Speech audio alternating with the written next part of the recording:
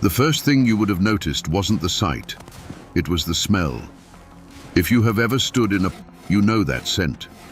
It is crisp, sharp, almost like a cleaning chemical mixed with damp earth. It is the smell of life. But on this particular morning, in the deep hollows of Kentucky, that clean pine scent was losing a war against something much heavier, something copper-like. The thick metallic stench of iron that had been spilled by the gallon. It is dawn. The mist is clinging to the valley floor, swirling around the trunks of trees that are wider than a wagon wheel. From a distance, the scene looks almost peaceful. A cluster of rough-hewn log cabins, smoke rising gently from a chimney. The sounds of the waking forest, a jaybird screeching, the rustle of wind in the canopy. But if you stepped closer, the illusion would shatter. Because the mud between the cabins isn't brown, it is a churning, slushy red. There is an axe embedded in the doorframe of the main office, but there is no woodcutter holding it. There is a boot lying in the middle of the path, and the terrifying part is that the laces are still tied tight, as if the foot inside it simply vanished or was dragged away. This is not a battlefield from the Civil War. That ended 20 years ago. This isn't the site of a train wreck. This is a workplace. Welcome to 1887. Welcome to the edge of the known world. In the late 19th century, the American logging camp was the engine room of the nation. It was where the raw material for your great-grandfather's house, his furniture, and his coffin came from. It was a place of immense physical power, where men with arms like hydraulic pistons turned chaos into commerce. But on this morning, the commerce had stopped. The silence that hangs over this camp is heavy. It is the kind of silence that screams. Inside the main cabin, the chief, the man who ran this operation with an iron fist just 24 hours ago, is no longer giving orders. He is lying amidst the wreckage of his own command post. The furniture is splintered. The ledger books, usually kept in immaculate rows, are scattered across the floor, their pages soaking up the fluids of the men who wrote in them. What happened here? It wasn't a bear attack. The wounds are too precise for that. It wasn't a raid by bandits looking for gold, because there was no gold here to steal. This was something far more personal and far more terrifying. You see, usually when we talk about history, we talk about the big events, the wars, the treaties, the elections. We look at the timeline from a bird's eye view. But today, we are going to drop down into the mud. We are going to look at what happens when a group of men are pushed to the absolute limit of their sanity, miles away from the nearest sheriff, locked together in a green prison of their own making. They say the trees in Kentucky have deep roots, that they hold the soil together against the floods and the landslides. But in 1887, those roots drank something other than rain. And the story of how this camp went from a place of labor to a slaughterhouse in a single night is one that didn't make it into the school textbooks. It was too ugly. It was too real. And honestly, it was too close to the truth of what lurks inside all of us when the lights go out. But before we can understand the blood, we have to understand the land. We have to look at the map. Because to understand why no one heard them scream, you have to see just how far away from God they really were. To understand the nightmare, you first have to understand the cage. When we think of Kentucky today, we might think of rolling bluegrass hills, horse farms, or maybe the suburbs of Louisville. We think of a place that is tamed, a place mapped by satellites and crossed by asphalt highways. But the Kentucky of 1887 was a different planet. Specifically, the Appalachian region in the eastern part of the state. This was not farmland. This was the Black Forest of America. We are talking about virgin timber, trees that had been growing since before Columbus landed in the Caribbean. White oaks, poplars, and chestnuts that stood over 100 feet tall. Their trunks were so thick that 3 grown men holding hands couldn't circle them. And they grew so close together that in some hollows, the sun didn't touch the ground even at high noon. It was a world of perpetual twilight. If you look at a map from that era, you see vast blank spaces. No towns, no roads, just the squiggle of a creek, or the jagged line of a ridge. To get to the lumber camp we are talking about today, you didn't just hop in a car. You took a train to the end of the line, then you hired a mule, and then, when the mule couldn't go any further, you walked. For days. The isolation wasn't just physical, it was absolute. There were no cell phones to check the news, no radios to hear a friendly voice. If you got sick out here, you either got better or you died. If you broke your leg, it was a life sentence. The nearest doctor was a 3-day ride through terrain that would kill a horse. To the wealthy investors sitting in their clubs in New York or Chicago, looking at photographs of this timber, this place looked like a gold mine. It was resources waiting to be harvested. To the poets and the painters, it looked like paradise, a pristine, untouched Eden. But to the men inside, it was a cage with no bars, only miles of crushing wilderness. Imagine that feeling. You are surrounded by beauty, yes, but that beauty is indifferent to you. The mountains don't care if you are cold. The river doesn't care if you drown. And after a week, or a month, or 6 months of seeing nothing but tree bark and mud, the walls start to close in. Psychologists today talk about sensory deprivation or the effects of confinement on the human mind. We see it in prisoners in solitary confinement. We see it in researchers in Antarctica. The mind needs variety. It needs stimulation. When you strip that away and replace it with the repetitive, back-breaking monotony of swinging an axe against a wall of wood that never seems to end, the mind starts to eat itself. The silence of the woods is not quiet. It's loud. It amplifies your own thoughts. It amplifies your grievances. Small annoyances, the way a man chews his tobacco, the way the foreman looks at you, the draft in the cabin, stop being annoyances. They become obsessions. In this camp, 40 men were living on top of each other in rough-built shanties. They slept in bunks filled with straw and lice. They smelled of unwashed wool and sweat. And outside that thin wooden wall was the dark, infinite forest, pressing in on all sides. There was no escape. The only way out was to work your contract, get your money, and walk back to civilization. But what happens when the one thing keeping you sane, the promise of that money, starts to slip away? What happens when the cage door locks and you realize the key is in the pocket of a man who doesn't respect you? To answer that, we have to look at the prisoners of this green hell. Who were they? Who signs up for a job that breaks your back for pennies a day? They were known as timber beasts. That wasn't an insult thrown at them by the newspapers.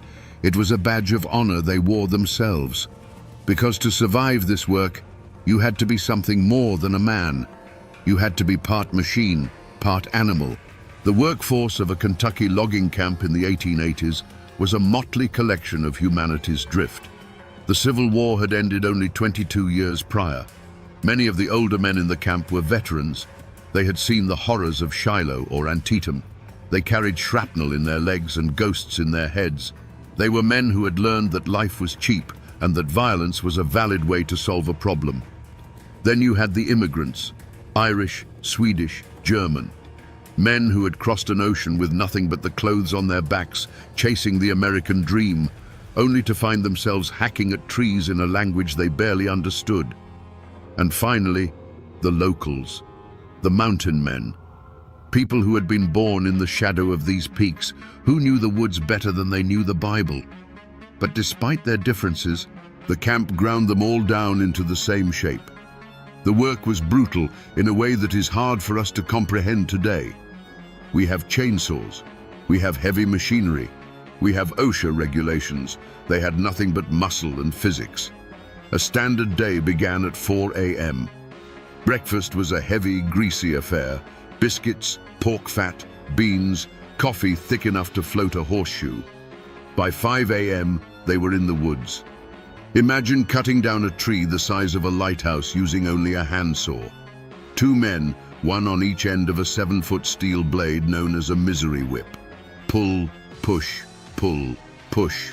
For 12 hours.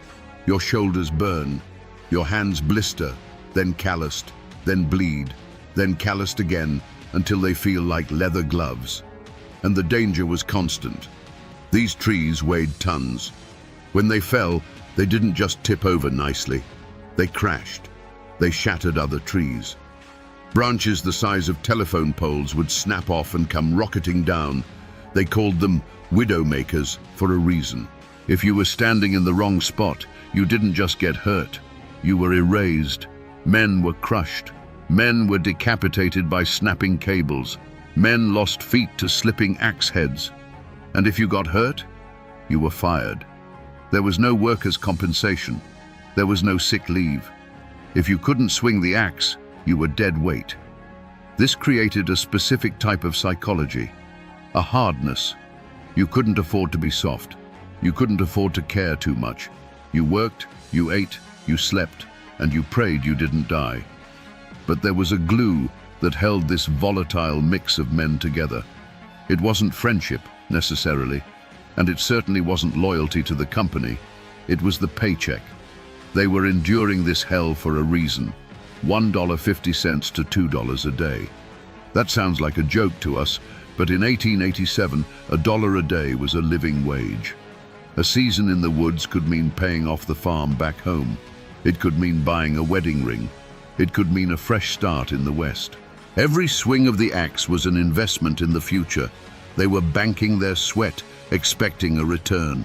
They trusted the system. They trusted that if they did the work, they would get the reward. It's the fundamental social contract of civilization, labor for capital. But in this camp, there was a middleman between the labor and the capital.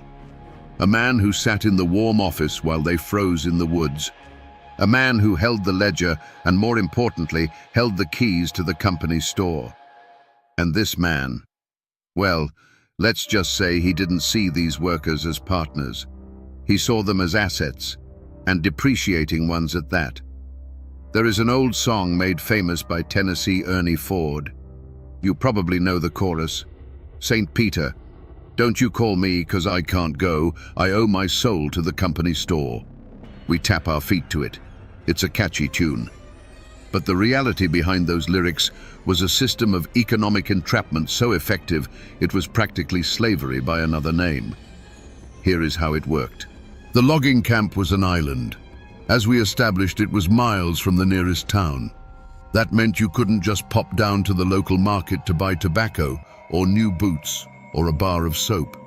You had to buy it from the camp, and the camp had a store. This store was run by the company and overseen by the camp chief. And since they had a monopoly, literally the only shop within a 3-day walk, they could set the prices. Need a new pair of boots because yours rotted off your feet in the mud?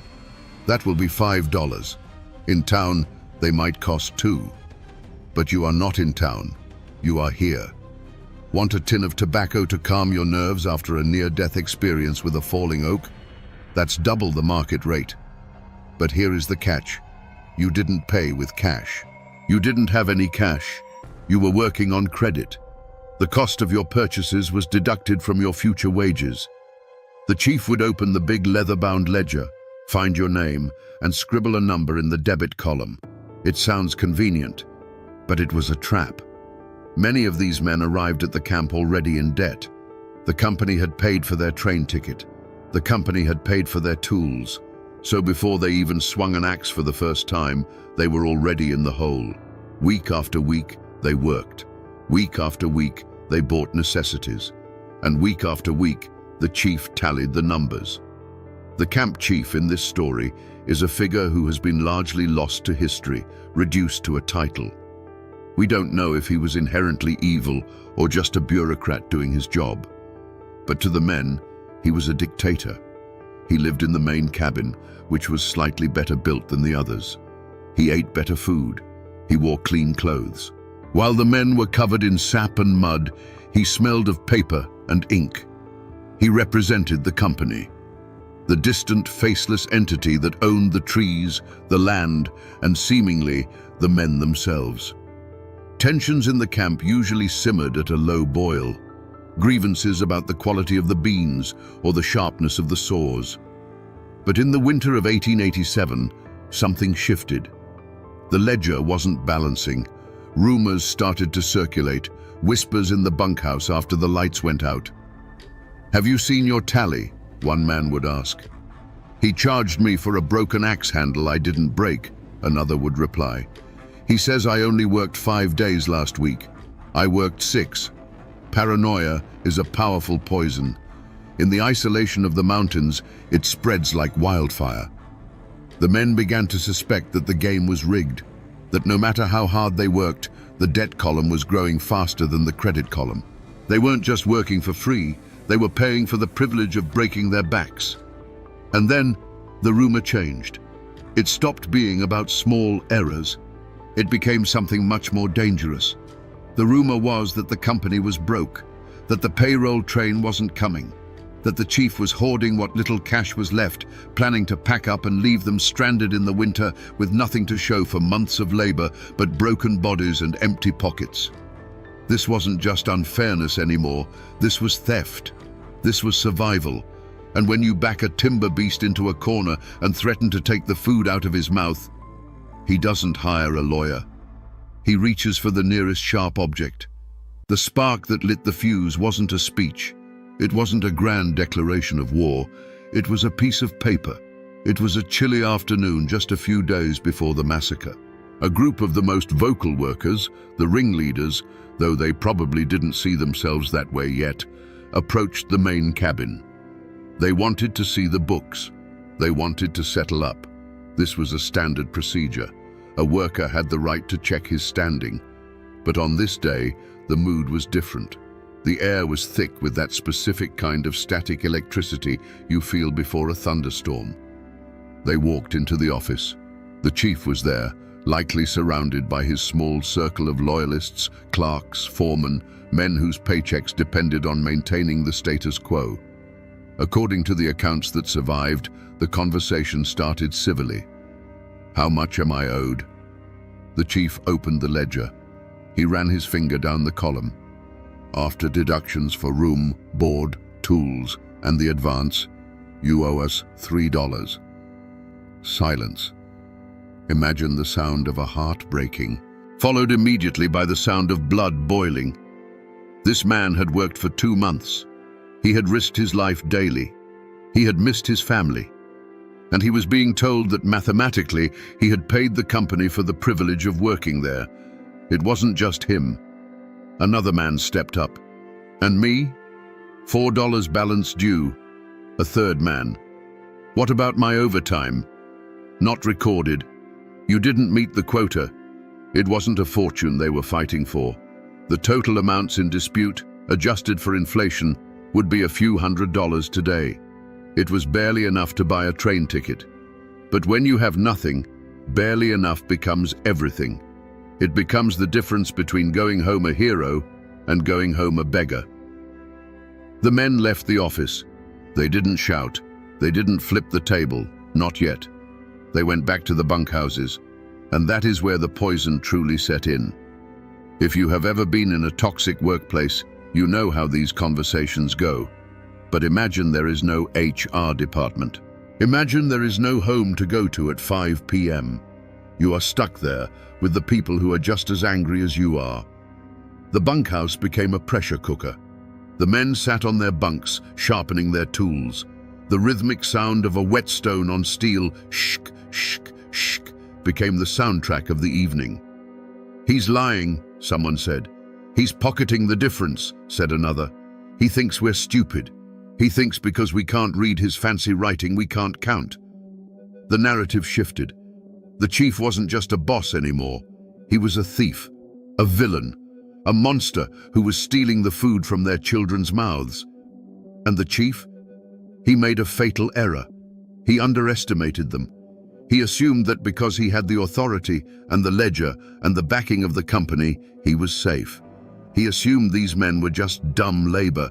He didn't realize he was sitting on a pile of dynamite and he had just lit a match. He sent word that anyone who wasn't satisfied could leave. But they couldn't leave. Leaving meant walking 50 miles with no money and no food. They were trapped. So the logic of the desperate took over. If the law won't help us, we make our own law. If the ledger says we are broke, we burn the ledger. If the chief stands in our way, well, the plan wasn't written down. It wasn't voted on. It emerged organically from the rage. It was a collective understanding that spread through the camp like a virus. Tomorrow night, we take what is ours. The sun sets early in the mountains. By 4:30 p.m., the hollow is already plunged into shadow. The temperature drops like a stone. On the evening of the massacre, the weather turned. A cold drizzle began to fall, turning the dirt paths of the camp into a slick, freezing mud. It was the kind of weather that drives men indoors, huddled around the cast-iron stoves, seeking warmth. If you were a bird flying over the camp that night, you would have seen the glow of oil lamps in the windows. You would have seen the smoke curling from the chimneys. It looked domestic. It looked normal. But inside the bunkhouses, the routine had broken. Usually the evenings were filled with noise. Men playing cards, playing the fiddle, telling tall tales, mending their clothes. Tonight, the fiddle was in its case. The cards were in the box. The men were waiting. There is a psychological phenomenon called group polarization. When a group of like-minded people discuss a grievance, their views don't just stay the same, they become more extreme. The angry man becomes furious, the violent man becomes murderous, and the hesitant man, he gets swept along, afraid to be the only one standing still when the wave crashes. In the main cabin, the chief and his supporters, about 10 or 12 men, were also aware that something was wrong. You can feel it when 40 men stop talking to you. You can feel the eyes on your back. They barricaded the door. Not a heavy fortification, just a heavy wooden beam dropped into place. They checked their weapons, a few revolvers, a shotgun. They were nervous, but they were confident. They were the authority. They believed that the hierarchy of the world would protect them. Workers don't attack bosses. It just isn't done. They'll cool off by morning, someone probably said. Just let them sleep it off. But sleep was not on the agenda. Around 8 p.m., the movement started. It wasn't a military formation. It was a mob. A dark, amorphous shape moving through the rain. They didn't carry torches. They didn't need them. They knew every inch of this ground. They carried the tools of their trade. In the hands of a skilled logger, a double-bitted axe is an extension of the arm. It is balanced perfectly. It is razor-sharp, literally sharp enough to shave with. These men spent 12 hours a day swinging these heavy blades. They had the muscle memory to hit a specific spot on a tree trunk within a fraction of an inch, over and over again. Now, they were adjusting their grip. They weren't aiming for pine bark. They gathered outside the main cabin. The rain pattered against the brims of their hats. The mud squelched under their boots. Inside, the chief heard them. The heavy thud of 40 pairs of boots stopping at once. The murmur of voices. He stood up from his desk. He walked to the door. He didn't open it.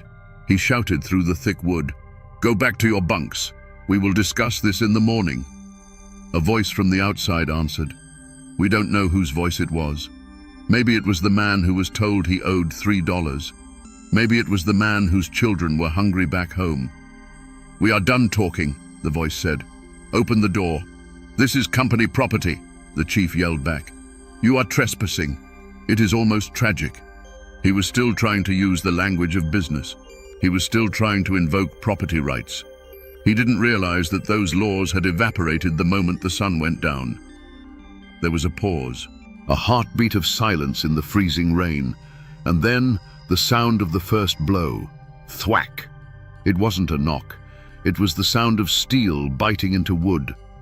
The door to the main cabin was built from solid oak planks, 2 inches thick. It was designed to keep out bears and the winter wind. It was not designed to withstand a siege. Inside the cabin, the sound must have been deafening. The wood didn't just vibrate, it groaned. Splinters flew inward. "Stop that! I'll shoot!" the chief screamed. He pulled a revolver from his desk drawer. A Smith & Wesson likely. Heavy, reliable, deadly. But he hesitated. And this is a crucial moment. Why did he hesitate?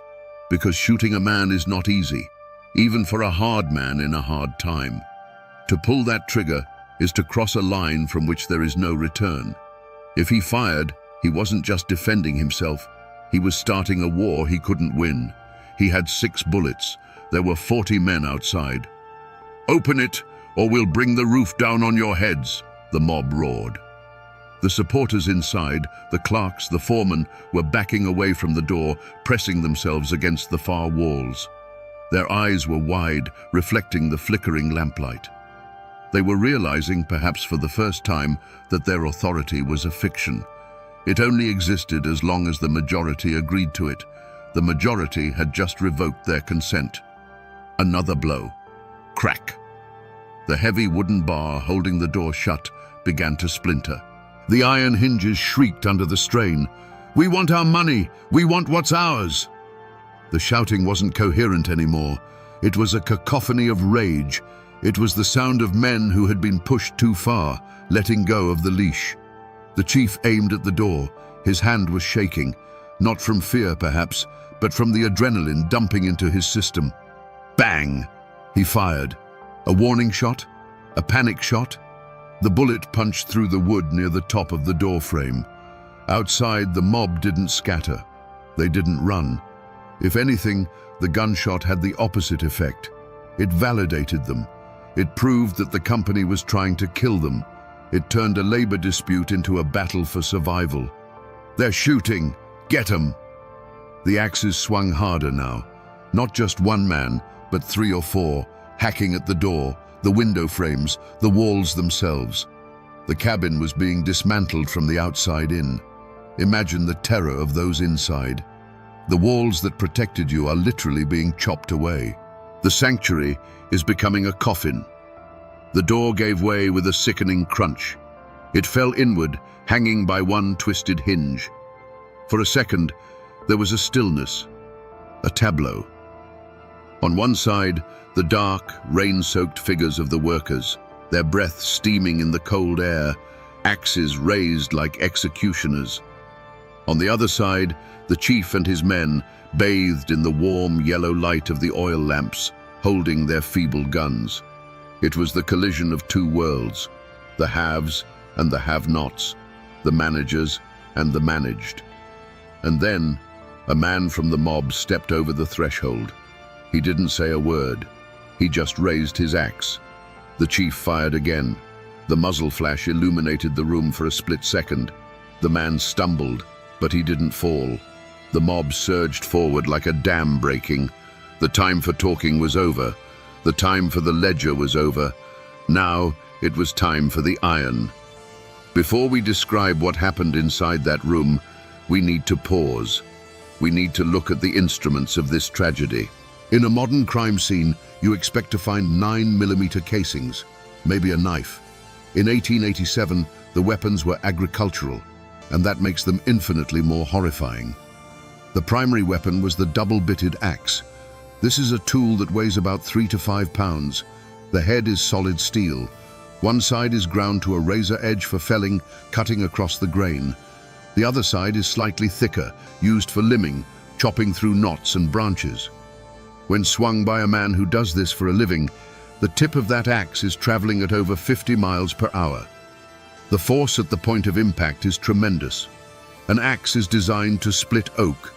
It is designed to shatter the density of hardwood that has stood for centuries. It does not distinguish between wood and bone. A skull offers about as much resistance to a logging axe as a melon offers to a sledgehammer. Then there were the knives. Every logger carried a belt knife. These weren't pocket knives. These were tools used for skinning game, cutting rope, eating dinner. Fixed blades, carbon steel, honed on the same stones as the axes. And the guns. The firearms of this era were not the precision instruments we have today. They were heavy, black powder beasts. When you fired a revolver in a closed room in 1887, you didn't just get a bullet. You got a cloud of sulfurous smoke that instantly blinded everyone. The fog of war wasn't a metaphor here. It was literal. After the second or third shot, visibility in that cabin would have dropped to 0. The lamps were likely knocked over or extinguished in the scuffle. So, imagine this fight. Pitch darkness. The air filled with choking, stinging smoke. The smell of unwashed bodies, fear, and gunpowder. And in that blackness, the sound of axes whistling through the air. You couldn't see who you were hitting. You couldn't see if it was the chief, or a friend, or your own brother. You just swung. You swung because if you stopped, the next blow might land on you. It became a frenzy, a meat grinder. The forensic reconstruction of 19th century massacres is difficult because the pathology reports were primitive. But accounts from similar events describe wounds that are hard to even read about. Severed limbs, crushed rib cages, men shot at point-blank range, the powder burns tattooing their skin. This wasn't a duel. It wasn't a shootout at high noon. It was a butchery in a closet. The energy released in that room was primal. It was the release of months of repressed anger, exhaustion, and humiliation. They weren't just attacking a person. They were attacking the source of their misery. They were trying to chop their way out of the trap. But in the dark, with adrenaline pumping, precision is the first thing to go, and chaos takes the wheel. The battle for the main cabin lasted maybe 5 minutes, but for those inside, it must have felt like a lifetime. The mob poured through the broken door like water rushing into a sinking ship. The room was small, maybe 20 by 20 feet. Suddenly, it held 30 screaming men. The chief had retreated behind his heavy oak desk. He fired blindly into the mass of bodies. One man went down, clutching his shoulder. Another dropped to his knees, screaming. But the momentum was unstoppable. The desk, the symbol of his authority, the altar of the ledger, was overturned. It crashed against the wall, spilling ink and papers everywhere. The chief was swarmed. We don't need to describe every blow. Your imagination is doing that work right now. But the result was absolute. The man who had held their lives in his hands was gone, lost under a flurry of boots and fists and steel. But the violence didn't stop with him. The clerks, the foreman, the men who had stood by him realized too late that there was no mercy in the room. They tried to fight back. They swung chairs. They used firewood as clubs. One of the foremen, a man named Miller, according to some accounts, managed to smash a window. He dove out into the mud, glass shards tearing at his clothes. "Run!" he screamed. "They're killing everyone!" This scream changed the dynamic of the night. Up until this moment, the violence was contained. It was focused on the office. It was a mutiny. But when Miller ran, the mob turned into a hunting party. "Don't let them get away. They'll bring the law. Get the witnesses." The logic of the massacre shifted again. Now, it wasn't about revenge. It was about cover-up. It was about silencing anyone who could point a finger. The attackers spilled out of the cabin, their chests heaving, their weapons slick. They looked into the darkness of the camp. There were other men in the camp, cooks, stable hands, workers who hadn't joined the mob. Men who had stayed in their bunks, pulling the blankets over their heads, praying the storm would pass. But now the storm was coming for them. The paranoia said, "If you aren't with us, you're against us." The paranoia said, "If you saw what we did, you are a threat." The attackers split up. They moved toward the stables. They moved toward the supply shed. The lights in the other cabins were quickly snuffed out. The camp went dark. And then the chase began. The forest, which had been a prison, suddenly became the only hope for survival. Miller, the foreman who jumped through the window, didn't stop running. He scrambled up the muddy bank behind the cabins.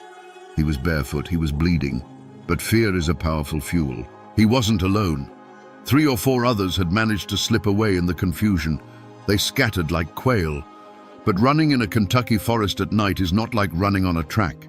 It is a nightmare of obstacles. Roots snag your ankles. Thorny vines, greenbrier and blackberry, tear at your skin like barbed wire. Ravines open up suddenly in the dark, dropping 10 or 20 feet into rocky creek beds. And behind them, they could hear the pursuers. The mob wasn't moving quietly anymore. They were shouting, calling out names. "Come out, Miller. We just want to talk." There's nowhere to go. It is a terrifying psychological game. To be hunted by men you worked with just yesterday, men whose names you know, men whose families you asked about. Miller hid in a hollowed-out chestnut stump. He pressed himself into the rotting wood, holding his breath. He could hear the heavy footsteps squelching in the mud just yards away. He could hear the heavy breathing of a man standing right there, axe in hand, listening. The darkness was total. The rain masked the sound of breathing, but it also masked the sound of the approach. Imagine the sensory deprivation. You can't see. You can't trust your ears. You are cold, wet, and convinced that the next second will be your last. Somewhere to the east, a gunshot echoed. A scream cut short. They had found someone. The realization hit the survivors. This wasn't just a beating. This was an extermination. The mob had crossed the Rubicon. They knew that if one witness survived to reach the town, they would all hang. The only safety lay in total silence. So they hunted. They checked the stables. They poked their pitchforks into the haylofts. They checked the tool sheds. For an hour, the woods were alive with this deadly game of hide and seek. But eventually, the adrenaline of the attackers began to fade. The cold rain soaked through their rage. The sheer physical exhaustion of the day, combined with the explosion of violence, took its toll. The shouting died down. The footsteps became less frequent. The woods returned to their natural state, silent, indifferent, vast. Miller stayed in that stump for hours. He didn't move until his muscles cramped. He didn't move until the grey light of dawn began to filter through the canopy. He was alive, but he was alone, and he was miles from help. There is a specific kind of hangover that comes after extreme violence. It isn't caused by alcohol. It is a chemical crash. For an hour, the men of the mob were running on pure cortisol and norepinephrine. They were gods of vengeance. They felt no cold, no pain, no fear, but physiology always collects its debt. As the fires in the stoves burned down to embers, the reality of the situation began to settle over the camp like a shroud. The men retreated back to the bunkhouses, not to celebrate. There were no cheers. There were no toasts. They sat on the edges of their bunks, staring at their hands. Hands that were stained dark. Hands that were trembling uncontrollably. "What did we do?" someone whispered. "We had to," another replied, but his voice lacked conviction. "He was going to starve us. But we killed him. We killed them." The justification, the righteous anger, was starting to crumble under the weight of the corpse in the main cabin. Adrenaline masks pain, but adrenaline eventually fades. And then, the reality sets in. One worker looked down and realized his own leg was gashed open. He hadn't even felt it happen. Another was nursing a broken hand. The physical toll was emerging, but the psychological toll was heavier. They were now murderers. In the eyes of the law, in the eyes of God, and perhaps most terrifyingly, in the eyes of each other. A strange dynamic began to form. They were bound together now by a blood pact they hadn't signed. They couldn't leave. They couldn't turn each other in. They were stuck in this room with these people forever. The trust was gone. If he could kill the chief with an axe, could he kill me to keep me quiet? Paranoia returned, but this time it was different. It wasn't directed at the boss. It was directed inward. Outside, the rain turned to snow. The temperature plummeted. The bodies lay where they fell, in the mud, in the office, in the brush. The camp, usually a place of snoring and shifting bodies, was wide awake. 40 men lying in the dark, listening to the wind, replaying the last hour in their heads. Every creak of the wood sounded like a sheriff's footstep. Every howl of a wolf sounded like a scream. They knew the morning would come. They knew the sun would rise and illuminate what they had done. The darkness had been their accomplice, hiding the details. The light would be their judge. They waited, and the silence of the Kentucky mountains, usually so peaceful, felt like the holding cell of a death row. Dawn in the mountains is usually beautiful. The sun hits the peaks first, turning the mist into a glowing gold river. But on the morning of the aftermath, the sun didn't bring warmth. It brought clarity, and clarity was the last thing these men wanted. As the light crept into the valley, the full extent of the horror was revealed. The main cabin was a ruin. The door was gone. The windows were shattered. Inside, it looked less like a room and more like a slaughterhouse floor. The ledger, the object of all that rage, was found trampled into the bloody floorboards, its pages torn and soaked. The chief's body was moved, not out of respect, but out of necessity. They wrapped him in a canvas tarp. It was a grim task. The men who did it didn't look at his face. They couldn't. Outside, the rain had washed some of the blood into the soil, but the mud was still stained a rusty brown. There were deep gouges in the door frames where axes had missed their marks. There were shell casings glinting in the dirt. The camp was silent. The steam donkey engine was cold. The horses in the stable were restless, sensing the death in the air. The workers emerged from the bunkhouses like ghosts. They moved slowly. They didn't make eye contact. What do you do the morning after a mutiny? Do you go to work? Do you pick up the axe, the same axe you used as a weapon last night, and go back to chopping trees? It seems insane, but that is exactly what some of them did. Habit is a powerful thing, and denial is even stronger. A few men actually walked toward the tree line, tools in hand. Maybe they thought if they just kept working, they could pretend it didn't happen. Maybe they thought if they looked busy, the consequences wouldn't find them. But most just wandered aimlessly. They were waiting. They knew Miller had escaped. They knew he was out there, and they knew what that meant. The clock was ticking.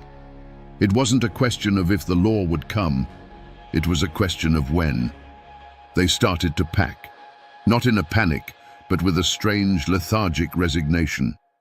They stuffed their few belongings into sacks: a spare shirt, a tin cup, a picture of a wife they might never see again.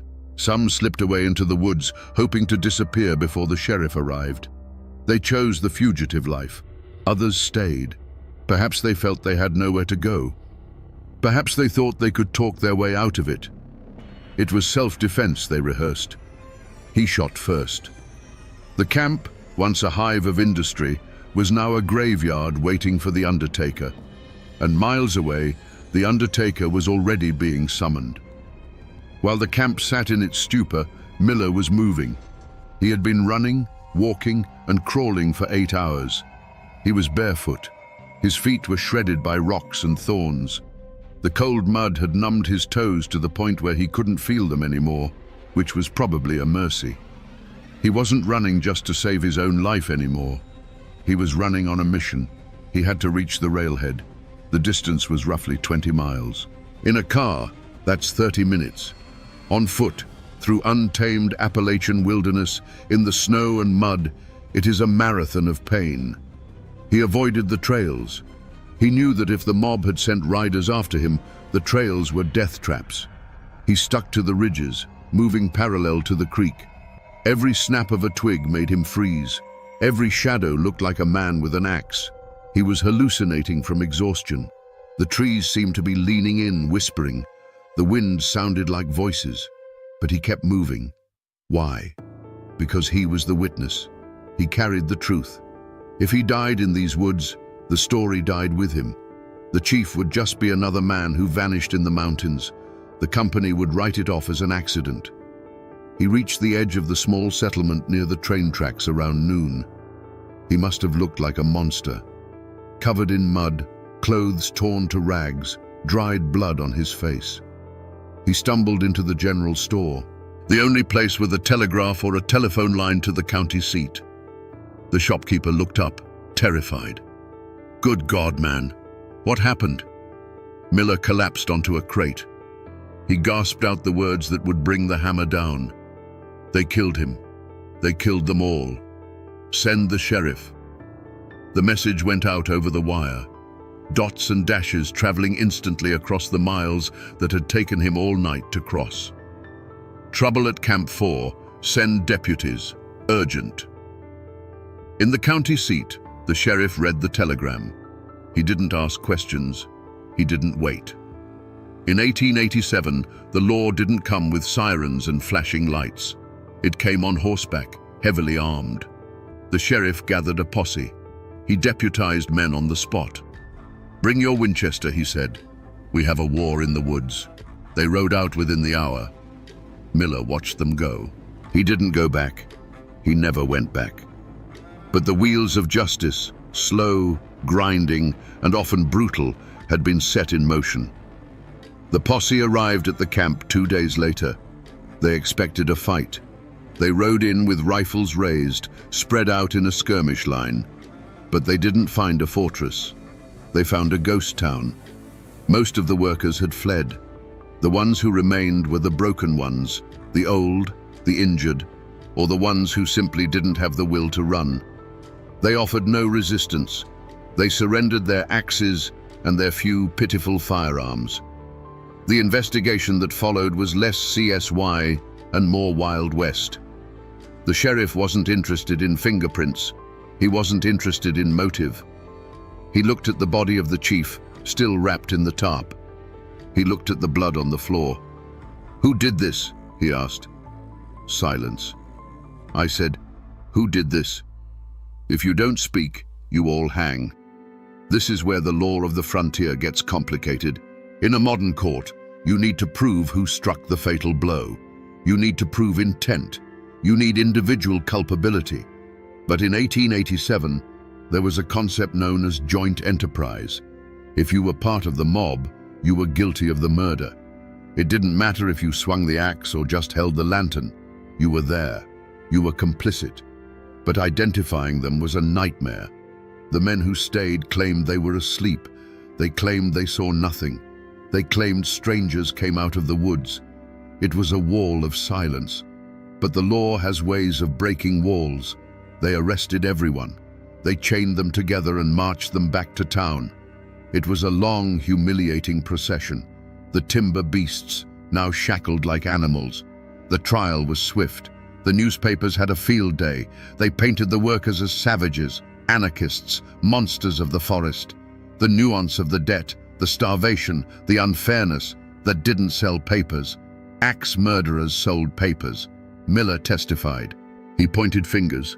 That one was there. That one held the door.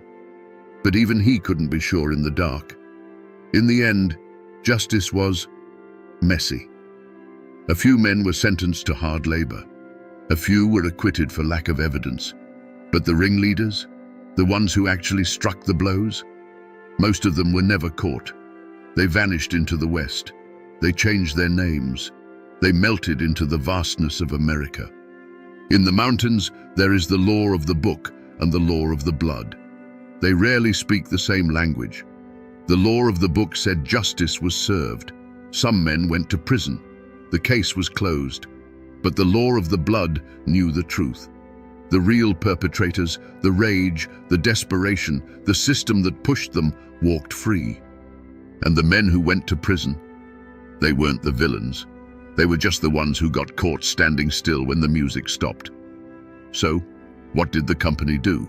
You might expect that after a tragedy like this, a massacre of their own management, a destruction of their property, there would be a reckoning, a change in policy, maybe even a memorial. You would be wrong. To the lumber barons sitting in their mahogany-paneled boardrooms in Chicago or Philadelphia, this event was not a tragedy. It was a line item. It was a write-off. The telegram arrived. Operations suspended at Camp 4 due to labor unrest. Manager deceased. Equipment damaged.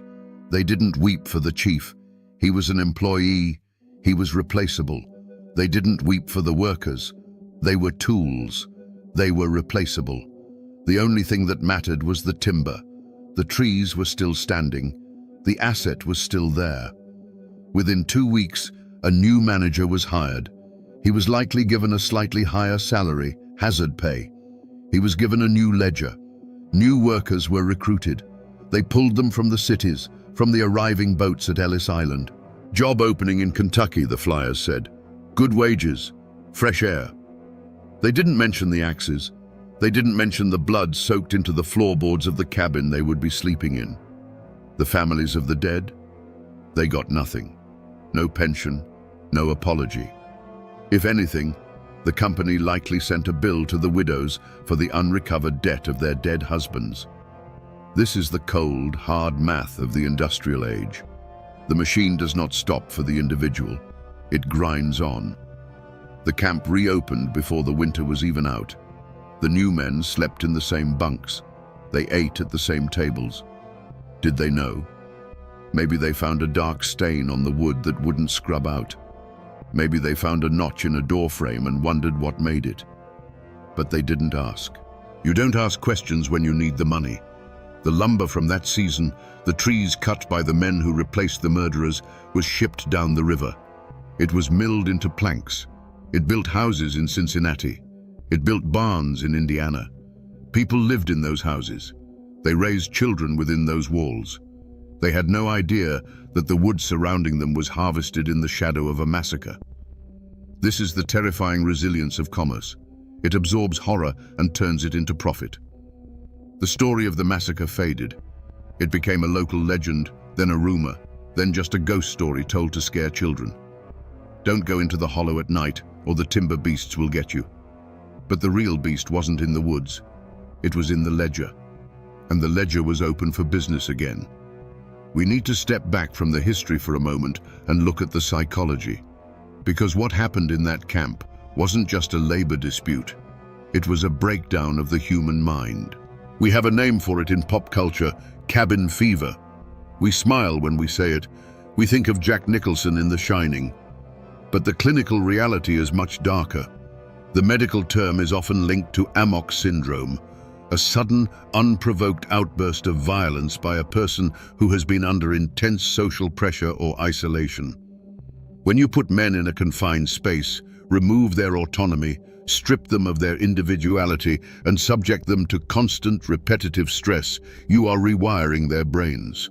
The brain starts to look for threats. It becomes hypervigilant. In the 1880s, they called it mountain madness or bunkhouse psychosis.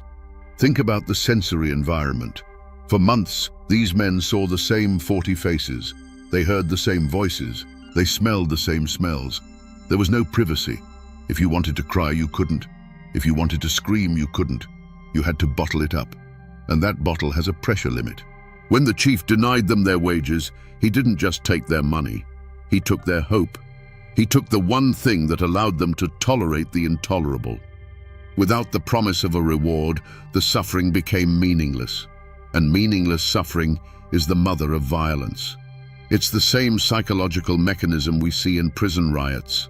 It's not about the bad food. It's about the loss of agency.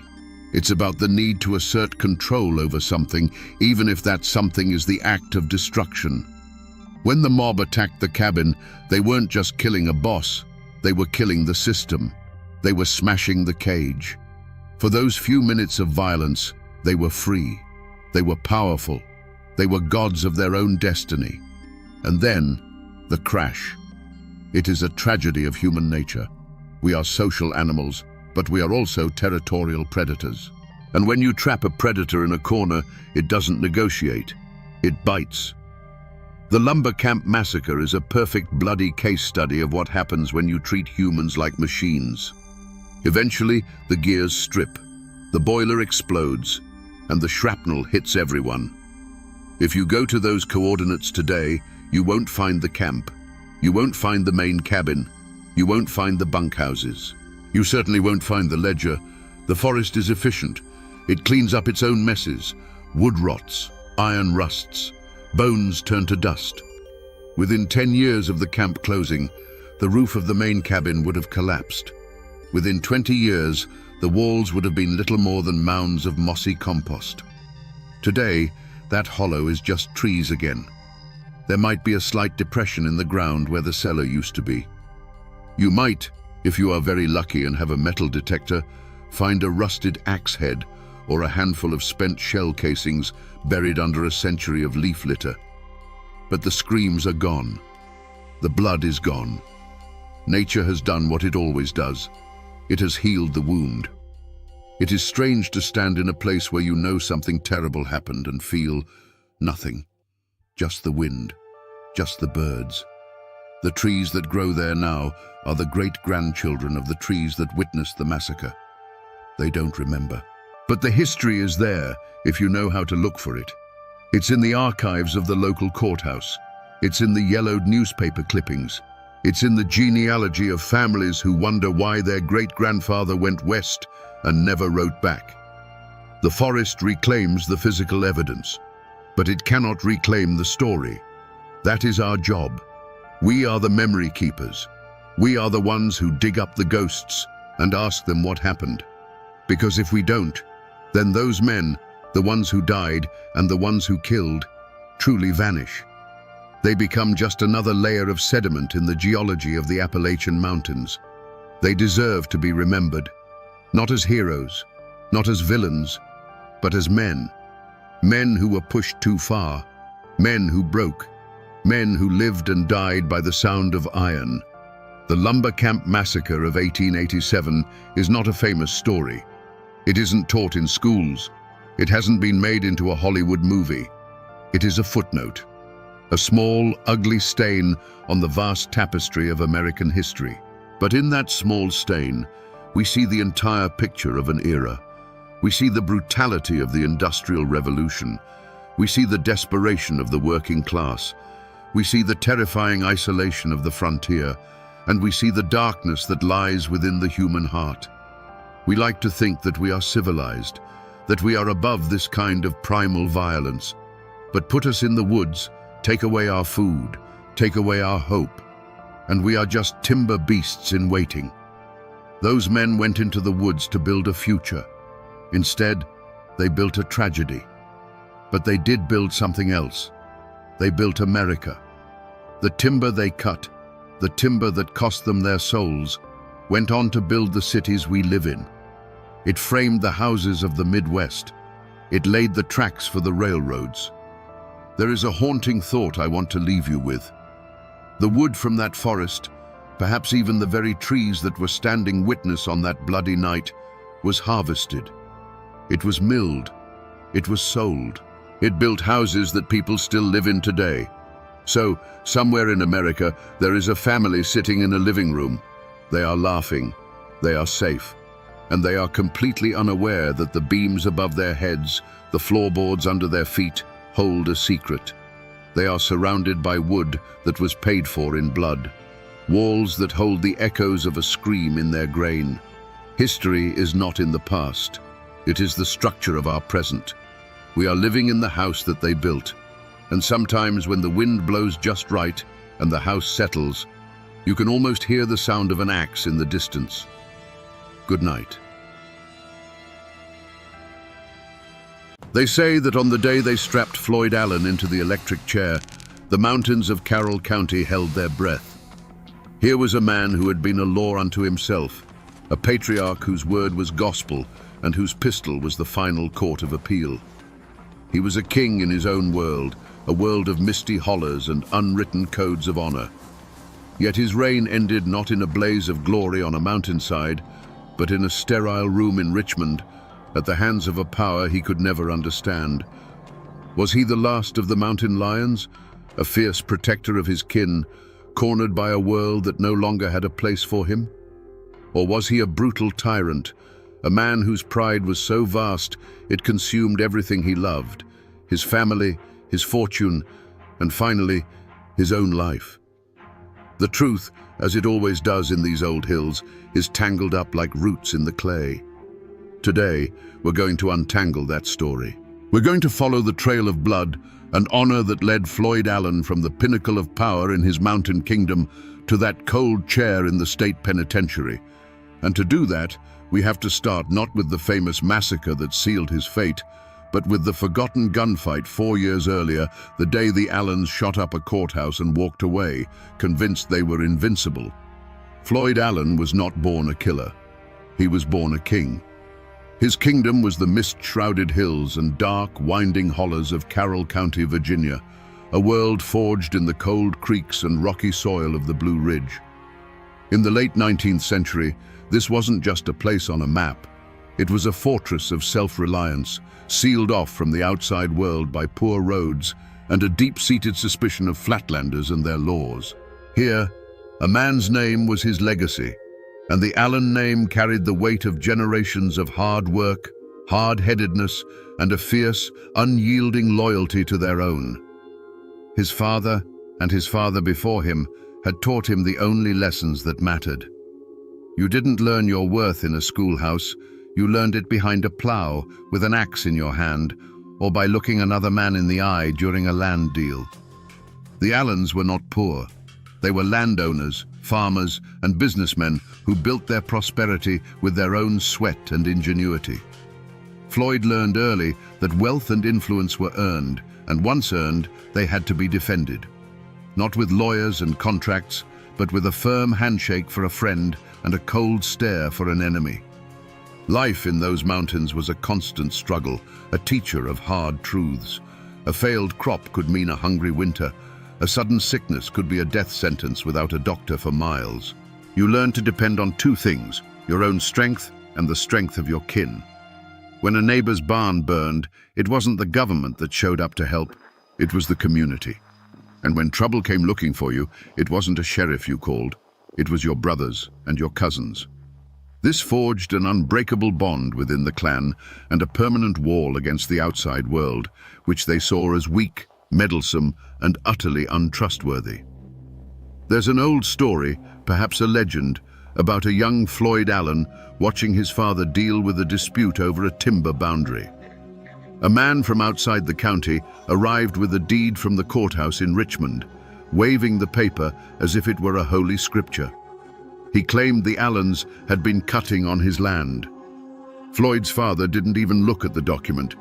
He just looked at the man and said, "I know my line, and you know my line. That paper doesn't know this mountain." He stood his ground, unblinking, until the man with the deed folded it up and left. The lesson for young Floyd was seared into his soul.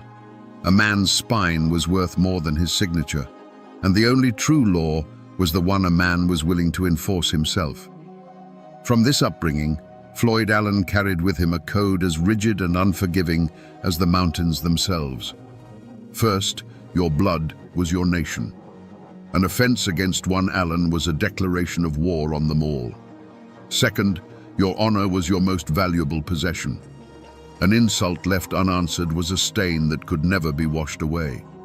Third, you stood on your own 2 feet. You solved your own problems, you fought your own battles, and you never, ever bowed your head to an outsider trying to tell you how to live on your own land. This was the world that created Floyd Allen, and he, in turn, became its perfect embodiment. He was industrious, proud, and quick to anger, but he was also known for his generosity and unwavering loyalty to those he considered his own. He wasn't just a man living by the mountain code, he was the mountain code, walking and breathing. And he was walking straight toward a collision with a modern world that had no room for kings like him. Long before the newspapers in Richmond painted him as a monster, Floyd Allen was simply the most important man in his corner of the world. He was a man built like a barrel, solid and immovable, with eyes that could measure a man's worth in a single glance. When he walked into a room, the conversation didn't stop, but it changed. People straightened up. They knew they were in the presence of someone who mattered, a man whose favor could make you and whose anger could break you. He wasn't just a farmer scratching a living from the dirt. He was an empire builder in miniature. He owned some of the best land in Carroll County, acres of it, cleared and farmed with meticulous care. He ran a general store that was the hub of the community, a place where news was traded over barrels of crackers and bolts of cloth. He was a shrewd businessman who always seemed to be one step ahead, whether he was buying timber, trading livestock, or, as some whispered, running a profitable line in the untaxed corn liquor that warmed the mountain winters. He had built a small fortune through grit and intelligence, and he provided well for his own. But his influence went far beyond money. Floyd Allen was the unofficial law in his part of the county. If a dispute arose between neighbors over a stray cow or a poorly marked property line, more often than not, they wouldn't ride to the courthouse in Hillsville. They'd ride to Floyd Allen's porch. He would listen to both sides, his face unreadable, and then he would deliver his verdict. And his verdict was final. There was no appeal because everyone knew Floyd Allen had the will and the means to enforce his own judgments. To many, this wasn't tyranny. It was justice, swift, understandable, and delivered by one of their own. To truly understand the man, though, you have to look past the businessman and the enforcer. You have to see him at his own dinner table, surrounded by his wife and children, his brothers and their families. Here, the hard gaze softened. He was the undisputed patriarch, the head of the clan, but his rule was built on a foundation of fierce, protective love. His family was his fortress, the living, breathing heart of the world he had built. Every acre he bought, every dollar he earned, every enemy he made, it was all in service of protecting them. He was the sentinel on the walls of that fortress. This was the world Floyd Allen had built, a self-contained kingdom carved out of the Blue Ridge Mountains. It was a world of order, his order, built on loyalty, respect, and the quiet understanding that his authority was absolute. It was a peaceful kingdom, a safe harbor for his kin, and he would do absolutely anything to protect it from the encroaching world he saw as a threat to everything he held dear. But for all his strength, for all the respect he commanded, Floyd Allen was a man with a crack in his foundation. It was a flaw as deep and as unyielding as the mountain granite itself, a pride so absolute, so all-consuming, that it bordered on a kind of personal sovereignty. He didn't just think he was right. He believed in his bones that his will was the only true law. This wasn't simple arrogance. It was the conviction of a king who genuinely could not comprehend any authority higher than his own. They tell a story in Carroll County about a revenue agent who came up from Richmond one year, a young man full of ink and importance, carrying a list of new taxes. He found Floyd on his porch and began to explain the new regulations in a condescending tone, as if speaking to a simple child of the hills. Floyd listened patiently, his face a mask. When the agent was finished, Floyd didn't argue. He didn't raise his voice. He just looked at the man and said, "Your papers have no meaning on this land. You can take them, and yourself, back down the mountain you came up." The agent tried to protest, to invoke the power of the state, but he saw something in Floyd Allen's eyes that told him the conversation was over. That kind of pride, that unshakable belief in his own domain, was a force of nature. For years, this very flaw had been his greatest strength. It was pride that drove him to outwork every man around him, to turn rocky fields into profitable farms. It was pride that made him a man of his word, because the thought of his reputation being tarnished was intolerable. It was the source of the fierce loyalty he showed his kin. An insult to them was an insult to him, and his pride would not let that stand. He built his entire world on the principle of never backing down, never bending a knee. But this strength cast a long and dangerous shadow. It made him utterly blind to the changing world. He saw every legal summons, every warrant, every tax notice, not as the impersonal functioning of a government, but as a direct and personal challenge to his honor from a rival power. He couldn't distinguish between a man who insulted his family and a judge who issued a lawful order. To Floyd Allen, they were one and the same, an outside force trying to impose its will on his kingdom.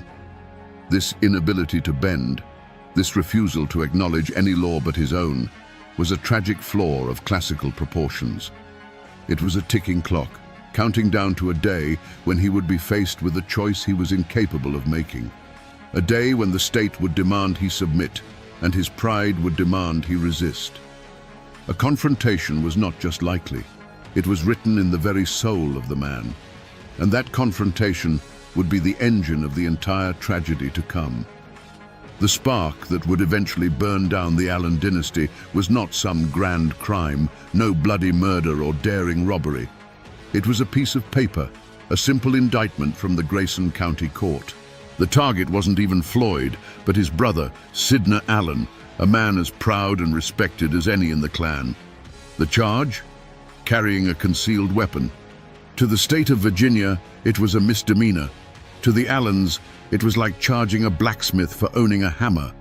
In their world, a pistol was a tool of survival and a symbol of manhood, and the law had no business telling a free man what he could or could not carry. But this was more than a dispute over a law. It was personal. The Allens had been in a long, simmering feud with the local deputy, Mabe Poole. They saw his hand in this, believing the badge was being used as a weapon to settle old scores and chip away at their influence. The arrest of Sidney was not seen as impartial justice. It was seen as targeted harassment by their enemies. To Floyd Allen, this summons wasn't a legal document. It was a glove slapped across his face, a public challenge to his family's honor and his own authority as the clan's protector. His pride, that immense and fragile thing, could not let such a public effrontery stand. There was no talk of hiring a fancy lawyer from Richmond. The Allens' response was primal and immediate. They would answer the summons, but on their own terms. On the day of the trial in 1908, a formidable delegation of the Allen clan rode into the town of Independence. They weren't coming to plead for mercy. They were coming to make a statement. Floyd, Sidney, and their hot-headed young nephew Wesley Edwards led the way. They were armed, their faces were grim, and they moved with the cold confidence of men who believed they were their own highest law. The courtroom itself became a stage for this clash of worlds. On one side sat Judge Thornton Massey, the Commonwealth's attorney, and the handful of deputies who represented the fragile authority of the state. On the other, the Allens sat together, a silent, unmoving block of defiance. They were an island of mountain code in an ocean of common law. The air was thick with tension, heavy with the unspoken knowledge that the legal proceedings were just a formality, a prelude to a confrontation that had been brewing for years. The trial was a quick affair. The verdict came back as everyone expected: guilty. When that word echoed through the courtroom, it was more than a legal finding. It was a declaration of victory by the state over the clan. It was the law of the flatlands telling Floyd Allen, in his own territory, that his power meant nothing within these four walls. For a man whose entire identity was built on never backing down, on being the ultimate authority, this public humiliation was the unforgivable affront. It was the point of no return. The time for talk was over. In the heavy silence that followed the verdict, the world seemed to shrink to the four walls of that courtroom. For any other man, this was the moment to negotiate, to mitigate, to swallow his pride and pay the fine. A quiet word from a lawyer, a nod of acceptance to the judge, these were the off-ramps back to a peaceful life. The court itself offered these paths. Judge Massey was known to be a reasonable man. The sentence for a first offense of this nature would likely have been little more than a token fine, a slap on the wrist to assert the law's authority. But Floyd Allen did not see a row of open doors. He saw a line of bayonets.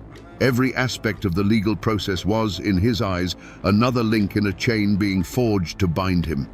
The clerk's scratching pen, the jury's averted eyes, the judge's solemn face, these were not instruments of justice, but weapons of humiliation. You could see it in the set of his jaw, in the way his gaze never left the judge's bench. He was not a defendant awaiting a sentence. He was a king staring down a usurper.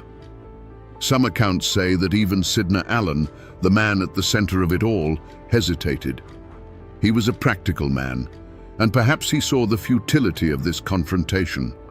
A fine was just money after all. A few days in jail would be an inconvenience, not the end of the world. He might have been willing to bend, to give the law its small victory and live to fight another day. But he, like everyone else in the Allen clan, looked to Floyd. And Floyd's face was carved from stone. His pride had taken the wheel, and it recognized no road but the one that led straight ahead. The young men, especially the hot-blooded Wesley Edwards, took their cue from the patriarch. They saw his unyielding stance not as stubbornness, but as courage. They saw his cold fury as righteous anger.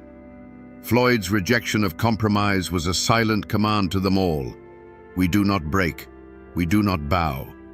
If Floyd Allen had shown the slightest sign of submission, his kin would have followed. But he showed none. His decision, made in the silent furnace of his own pride, sealed the fate of everyone in that room.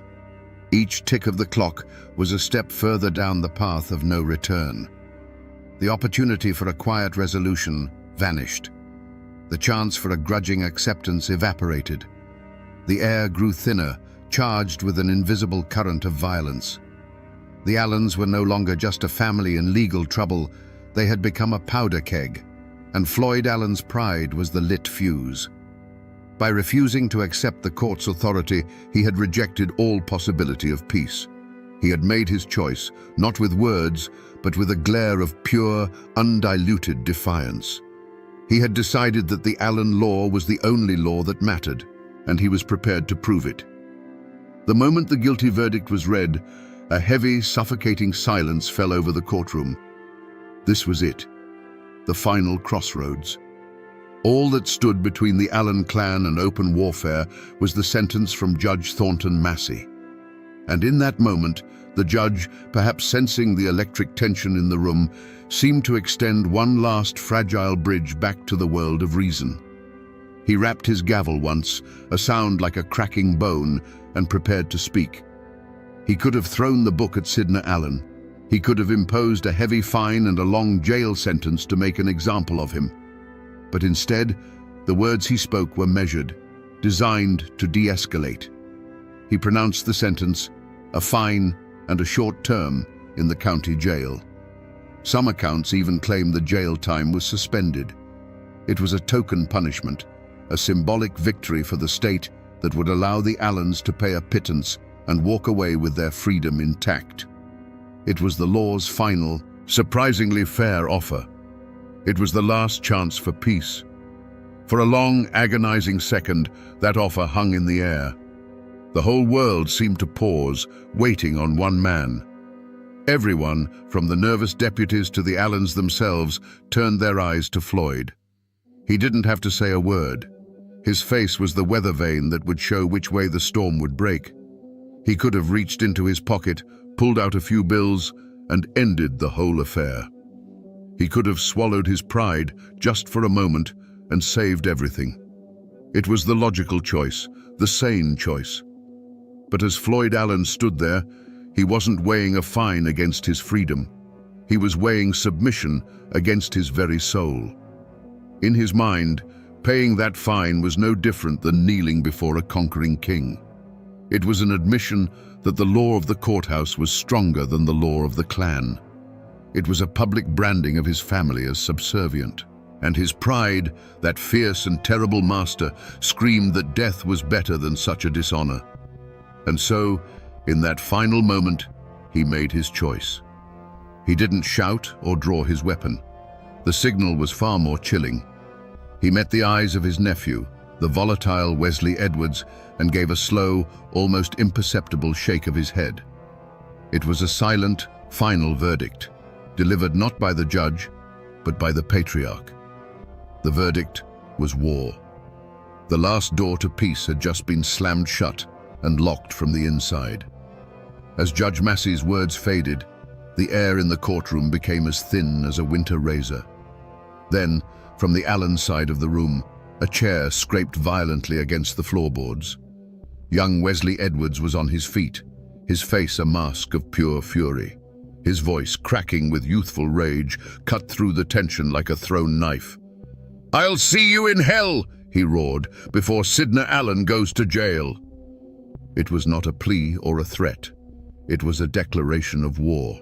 In that instant, the world for Floyd Allen slowed to a crawl. He saw a deputy, Mabe Poole or another man like him, take a single fateful step towards Sidney. It was a small movement, but in the supercharged atmosphere of the room, It was an act of aggression, a hand reaching out to put a chain on a king. The sound of his own heart hammered in his ears, a deep, steady drumbeat counting down the final seconds of peace. His hand, as if with a mind of its own, found the familiar cold weight of the pistol under his coat. A single sharp crack shattered the stillness. It wasn't a boom, but a sound as clean and final as a closing coffin lid. For a heartbeat, there was only the ringing echo. Then the courtroom exploded. It was a deafening, blinding chaos. Blinks of orange fire lit the suddenly dim room as more shots answered the first. The air filled with a thick, choking grey smoke from the black powder, smelling of sulphur and damnation. Women screamed, a high, thin sound that was quickly swallowed by the deeper roar of men's shouts and the splintering of wood as heavy benches overturned. Through the swirling smoke, the world was a series of terrifying snapshots. Judge Massey, the very symbol of the law, vanished from his high bench as if swallowed by the earth, scrambling for cover.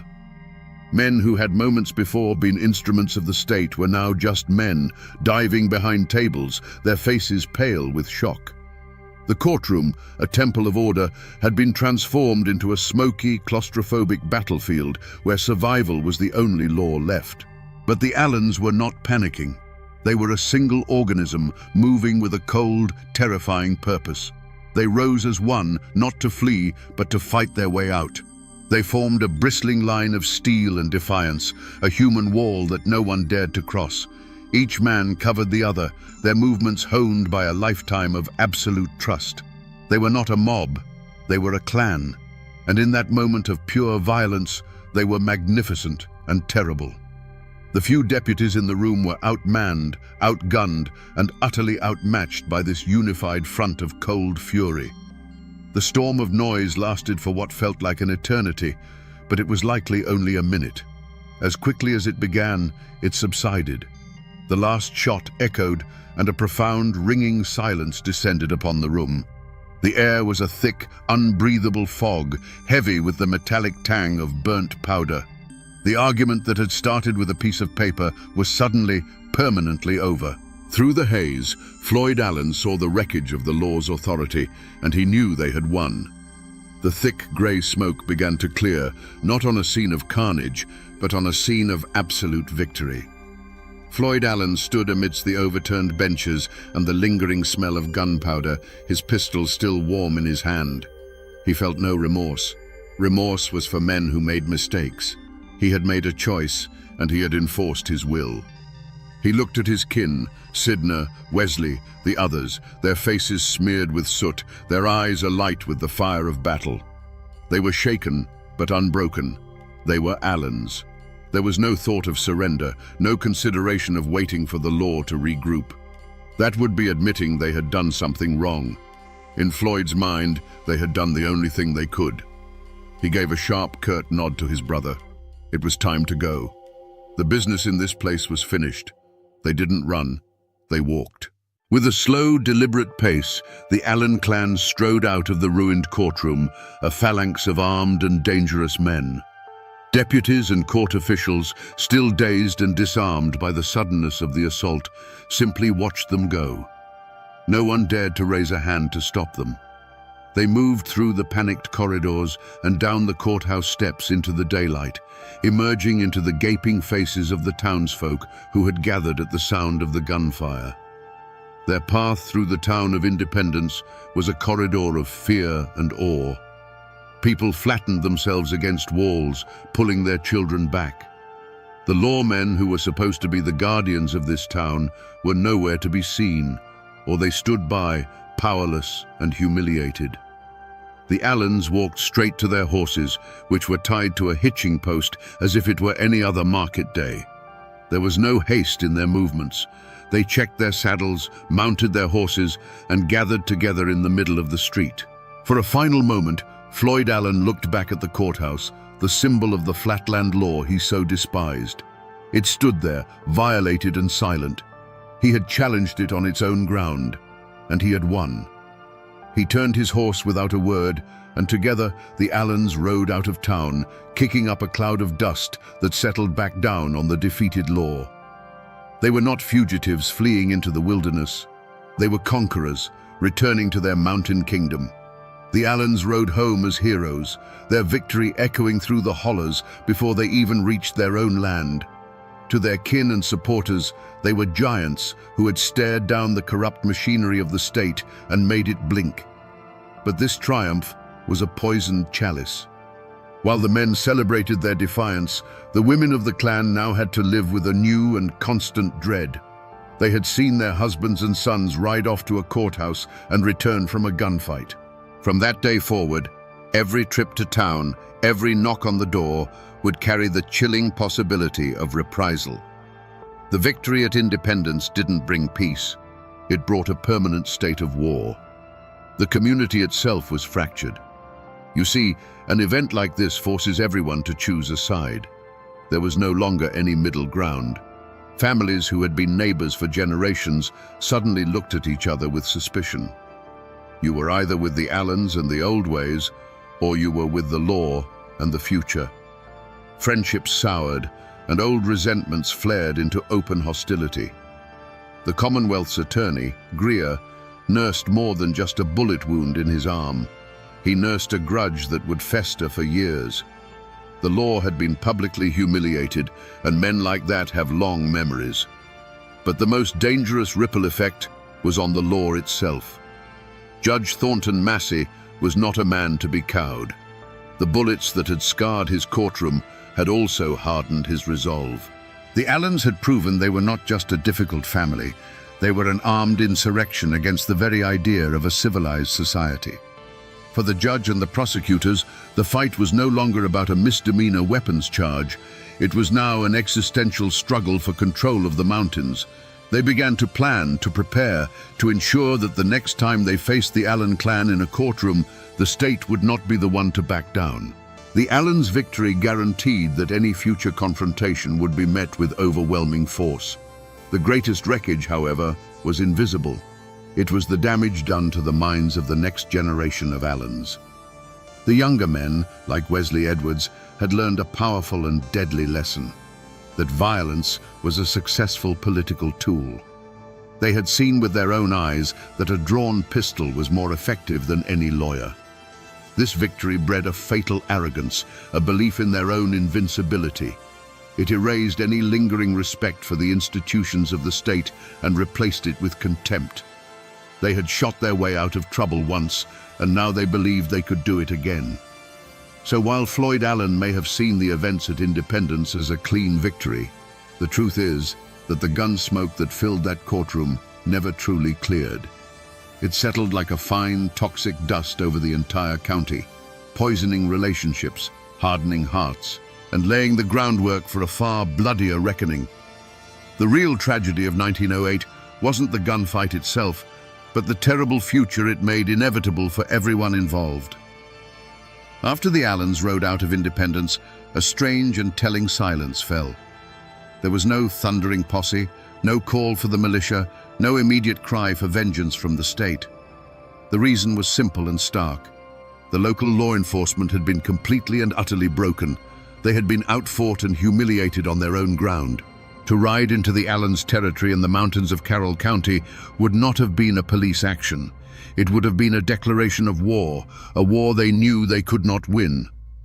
The law's first judgment, therefore, was a judgment of its own weakness. And so, the official trial of the Allen clan never truly happened. Instead, there was a series of quiet, face-saving maneuvers in back rooms. Warrants may have been issued, but they gathered dust. The Commonwealth's attorney, Mr. Greer, knew that serving them would cost more lives. In the end, the system blinked. The charges stemming from the riot were quietly dropped or settled with a small fine, likely paid by a third party, so that no Allen would have to suffer the indignity of paying it themselves. It was a humiliating whisper of a conclusion to a day that had roared with gunfire. The law, in essence, pretended it never happened. But in the court of public opinion, the verdict was split right down the middle, cleaving the community in two.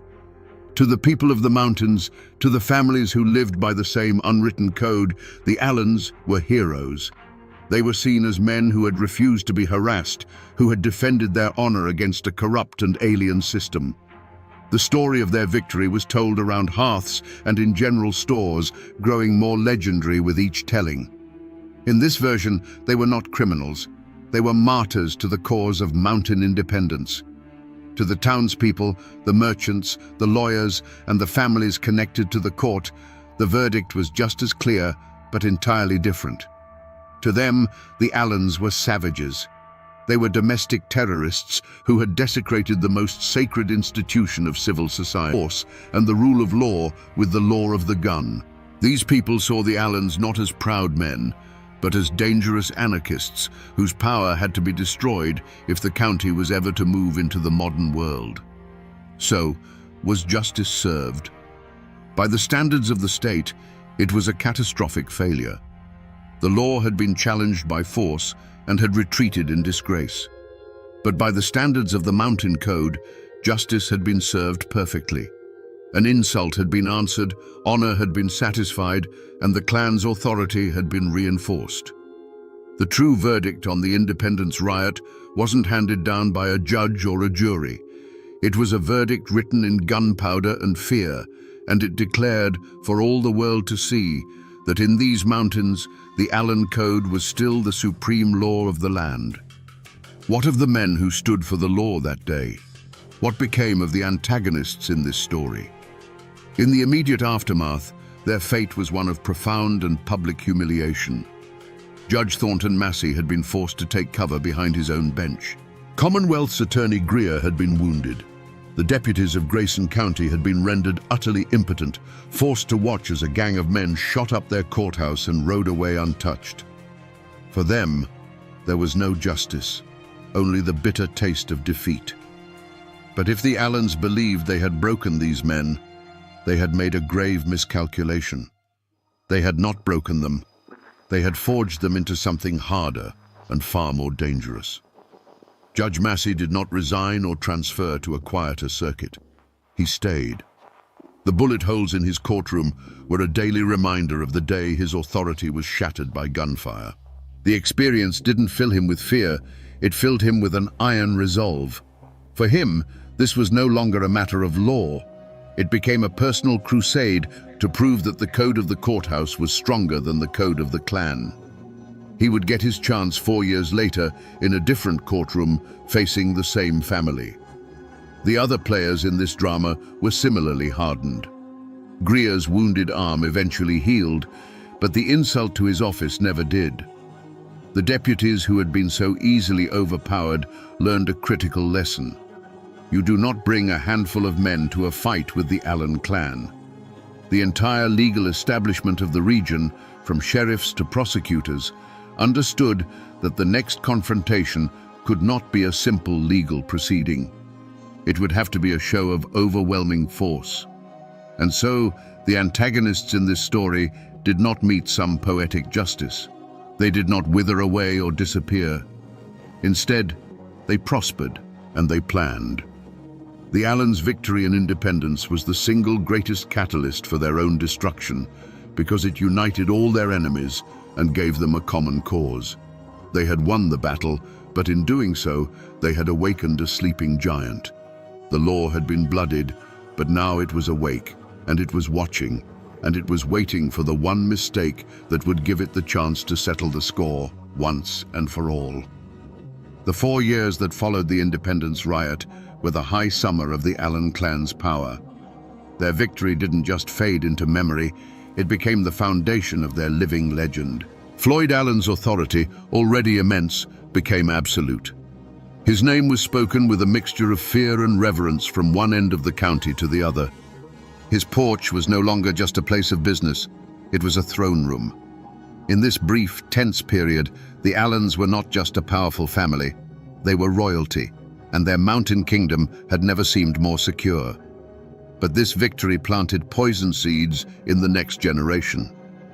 For the young men of the clan, the sons and nephews who looked up to Floyd, the riot was their defining lesson. They saw that the law could be faced down, that pistols spoke louder than gavels. They carried themselves with a new swagger, an unshakable arrogance born from the belief that they were untouchable. This sense of impunity would prove to be a fatal inheritance. The shadow of their family name, which had once been a shield, was slowly transforming into a target.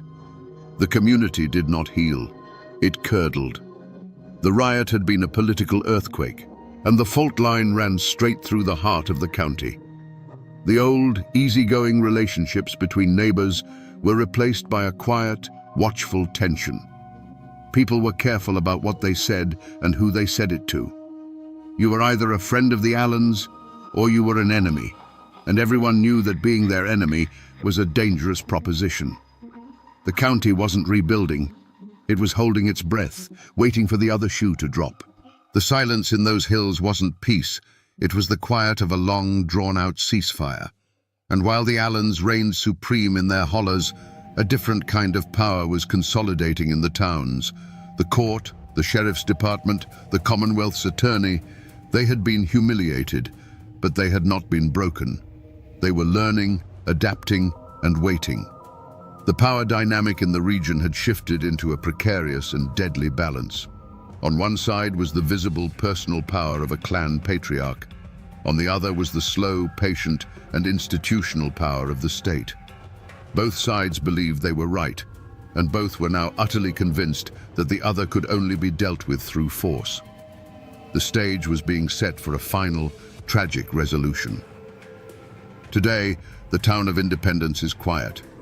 The old Grayson County Courthouse still stands, a stately brick building that keeps its secrets well.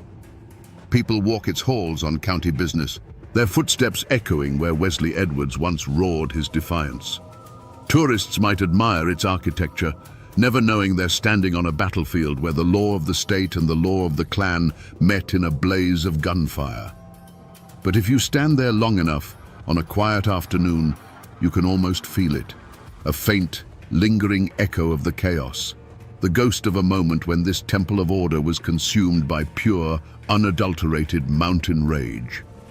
If you know where to look, you can find the other physical remnants of this story scattered across the hills. The old Allen homesteads are long gone.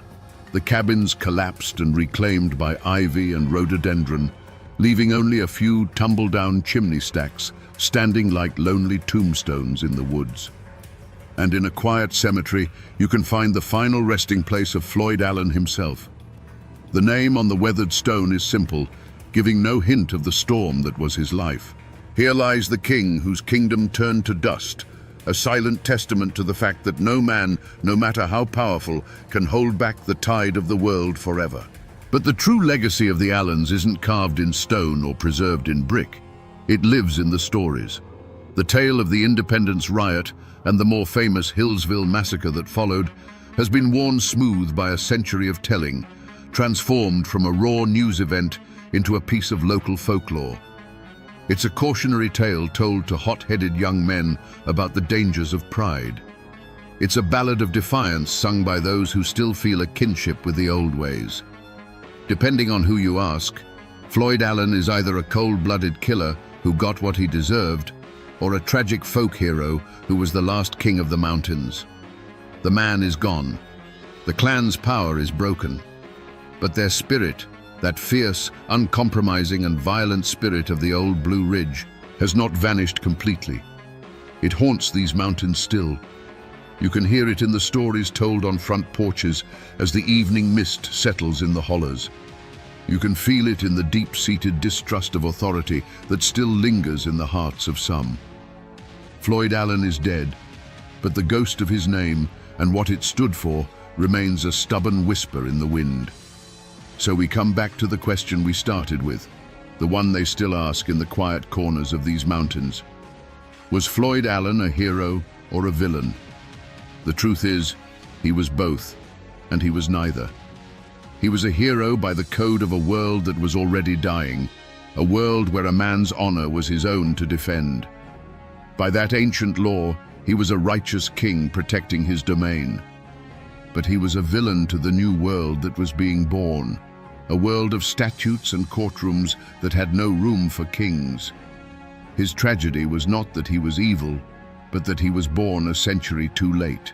In the end, The Ballad of Floyd Allen isn't just a tale of mountain justice and courtroom gunsmoke. It's a profound and timeless story about how a man's greatest strength can become the very engine of his destruction. That unbending, iron-willed pride was the forge that created him. It made him a leader, a provider, and a protector. But that same pride blinded him to the changing world, and it would not allow him to bend, even when breaking was the only other choice. His story is a warning, etched in blood and gunpowder, that no man can stand alone against the turning of the tides.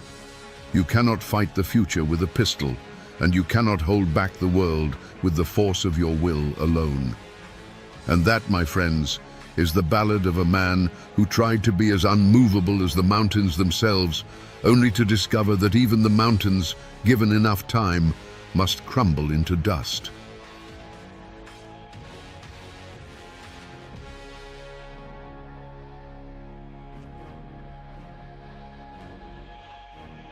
They say that on May 5, 1931, the mountains of Harlan County themselves held their breath.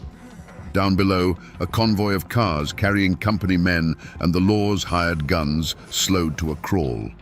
And from the hillsides, an answer came not in words, but in a roar of gunfire that tore the morning apart.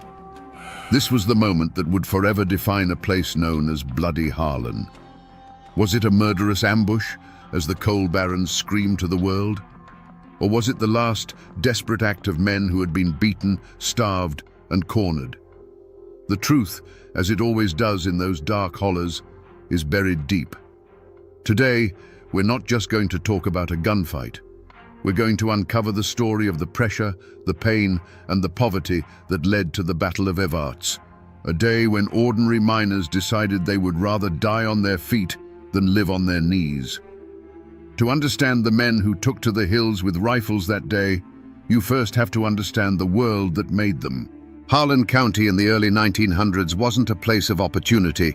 It was a kingdom of coal, and every man, woman, and child was a subject. A boy was born in a house the company owned, breathing in the black dust that settled on his cradle. He played in the shadow of the tipple that would one day claim his father, and knew, with a certainty that chilled the bone, that it would one day claim him too. This wasn't just a job. It was a system of total control. You lived in the company's house so you could be evicted at a moment's notice. You shopped at the company's store where your dollar was worth 50 cents and you were paid not in American money but in company scrip. This private currency was a leash designed to keep you in a state of permanent debt. A man could spend his entire life deep in the earth, risking his life for a pittance, and still die owing the company money. His debt would then pass to his sons. It was a new kind of feudalism, hidden away in the American mountains. The land itself taught them to be hard. The mountains demanded self-reliance.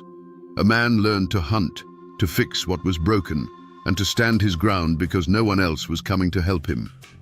This forged a powerful code, an unspoken law that was older and deeper than any statute passed in a distant capital. You stood by your kin. You looked a man in the eye.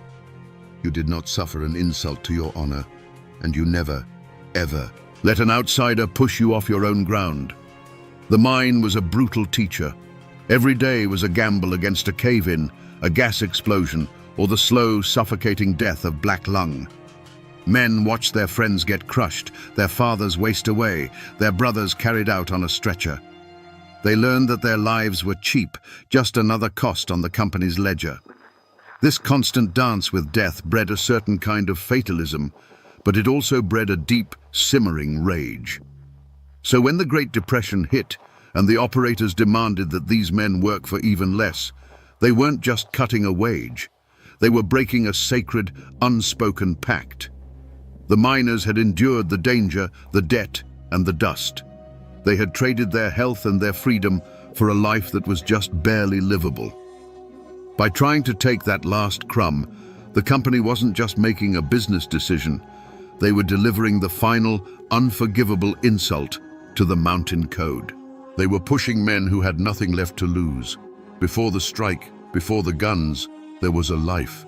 It was a hard life, to be sure, but it was theirs. A miner's day began in darkness and ended in darkness, but in between there were moments of light. A man's kingdom wasn't the mine, and it wasn't the company town. It was the few square feet of his front porch where he'd sit at the end of a shift, bone-tired, and watch his children play in the yard. It was the smell of supper cooking, the one time of day the scent of coal was overpowered by something that felt like home. These men weren't just workers, they were husbands and fathers. They held a deep, fierce pride in their ability to provide, to put food on the table, no matter how meager.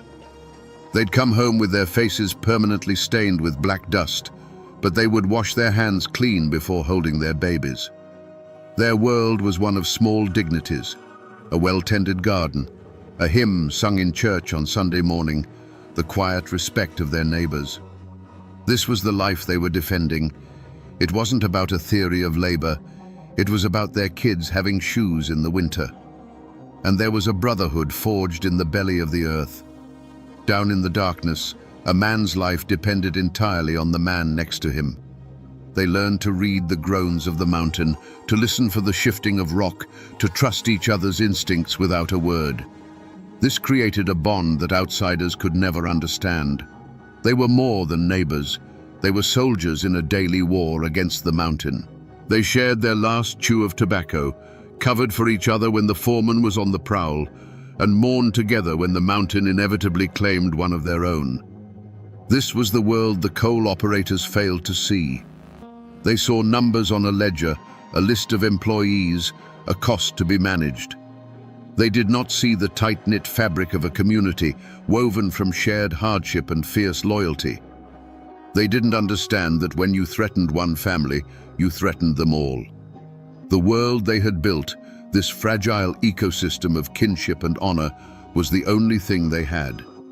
And when the company came for it, they were coming for everything. The same mountain that gives a man his strength also carves his deepest flaw. For the miners of Harlan County, that flaw was a pride as hard and sharp as a shard of slate. It was a pride born of survival, a refusal to bow your head to any man, be he a foreman or a king. This wasn't arrogance. It was a deep-seated belief that a man's dignity was the one thing the company couldn't own and the mountain couldn't crush. There were stories told in the camps that every miner understood. A story of a man who put down his tools and walked out of the mine, sacrificing his job and his family's next meal, all because a young foreman from up north had called him boy. He wasn't being defiant for the sake of it. He was upholding a code. To accept the insult would be to admit that the company owned his spirit as well as his labor, and that was a line he would not cross. He lost his job, his home, and was blacklisted from every mine in the county, but he kept his honor intact. This unwavering pride was a kind of psychological armor against the crushing darkness of the mines. It's what allowed a man to walk into the earth each morning with his head held high. But it was also a fatal vulnerability. The operators, in their distant offices, may not have understood the men, but their enforcers on the ground, the gun thugs and the sheriffs, they understood this pride perfectly. They learned it was a button they could push. They knew that these were not men who could be shamed or intimidated into submission indefinitely. They were men who would bend and bend and bend, absorbing every hardship with a stoic silence. But when you pushed them past that breaking point, when you made it a question of their honor as men, they would not break. They would explode. This pride, this absolute refusal to be seen as less than a man, was the powder keg sitting in the heart of Harlan County. All it needed was a spark. The first affront was the wage cut, a cold dismissal of their worth. The next was the company's response to the union. Any man who joined was fired, his name put on a blacklist that was a death sentence to his career. But the deepest cut, the one that went past the wallet and into the soul, was the evictions. Miners and their families, with nowhere to go, were thrown out of their company shacks, their belongings piled in the muddy road. It was an act of calculated cruelty, designed not just to punish the men, but to break their wives and starve their children. The pressure built until the air in Harlan felt thick enough to ignite. And on the morning of May the 5th, 1931, the company provided the spark. They decided to make a statement. They assembled a convoy of 3 cars, filled not just with non-union workers, but with the most hated symbols of their power, company officials and Sheriff J.H. Blair's deputies, the gun thugs who had been beating and intimidating them for weeks. Their goal was to parade these scabs right through the town of Evarts. This was not a logistical move. This was a deliberate act of humiliation. It was a victory lap for the company, a public declaration that the strike was broken, that the men were beaten, and that the company's power was absolute. To the striking miners, watching from the hillsides where many of their families were now living in makeshift tents, this was an invasion. It was the enemy marching through their territory, flying a flag of contempt. The news passed from holler to holler, not in a shout, but in a low, dangerous whisper. "They're coming." That was all that needed to be said. Men looked at each other, a silent understanding passing between them. This was no longer about a contract. This was about honor. It was a direct challenge to their pride, a public taunt. To stand by and watch that convoy roll through town would be to admit defeat. It would be to accept the role of the beaten dog, to bow your head and concede that you were less than a man. And for these men, forged by the mountain's harsh code, that was an impossibility. The moment that convoy was formed, the choice was made for them. Their pride, the very core of their identity, demanded a response. And in Harlan County, a response like that only came from the barrel of a gun. There were voices of reason, you see. There always are. Union organizers, men sent down from the national office, understood the danger. They knew that an open gunfight would bring the full weight of the state down on them. It would give the operators the perfect excuse to call in the National Guard and crush the strike with bayonets and machine guns. Their strategy was one of patience, of holding the line, of winning the war of public opinion. They preached discipline, warning the men not to be provoked, not to give the company the violence it so clearly wanted. But for a man watching his child grow thin, the word patience is a curse. For a man who has been beaten by company thugs and seen his furniture thrown into the street, the idea of discipline sounds like cowardice. The organizers' warnings, however wise, were spoken in a language these miners no longer understood. The company had been communicating in the language of brute force for months. The miners were simply deciding to answer in kind. Their pride, that raw, unshakable mountain pride, could not absorb another blow. The decision wasn't made in a meeting or put to a vote. It was made in silence, in the grim set of 100 jaws. It was the quiet click of a rifle bolt in a dozen hillside tents. It was a man giving his wife a look that said everything, before taking his old shotgun down from the wall. One by one, then in small groups, they began to move. They slipped away from the desperate little camps and filtered down through the woods, their movements quiet and purposeful. This wasn't a mob, it was an army assembling.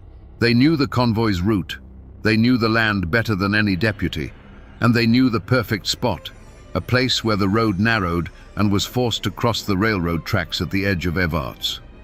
It was a natural choke point, a place where the cars would have to slow to a crawl.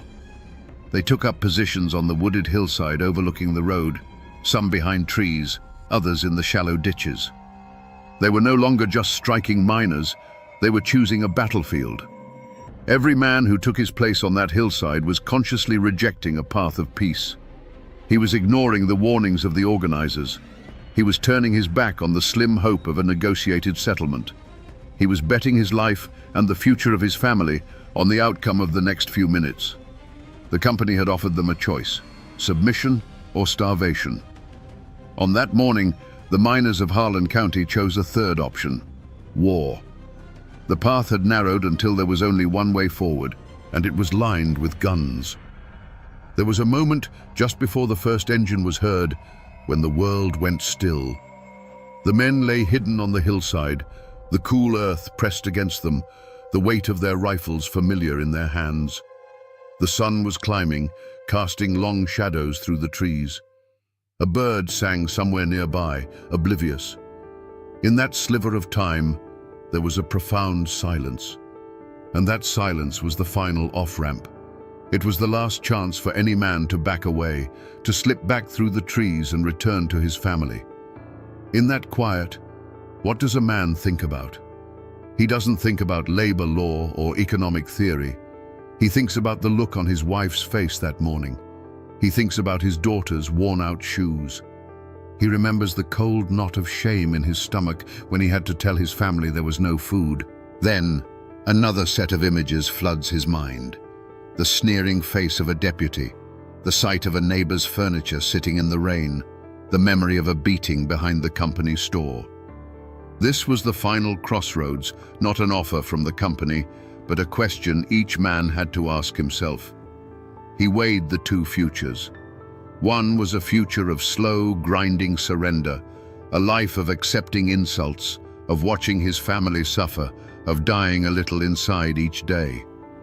The other future was unknown, violent, and terrifying, but it was a future where he stood up.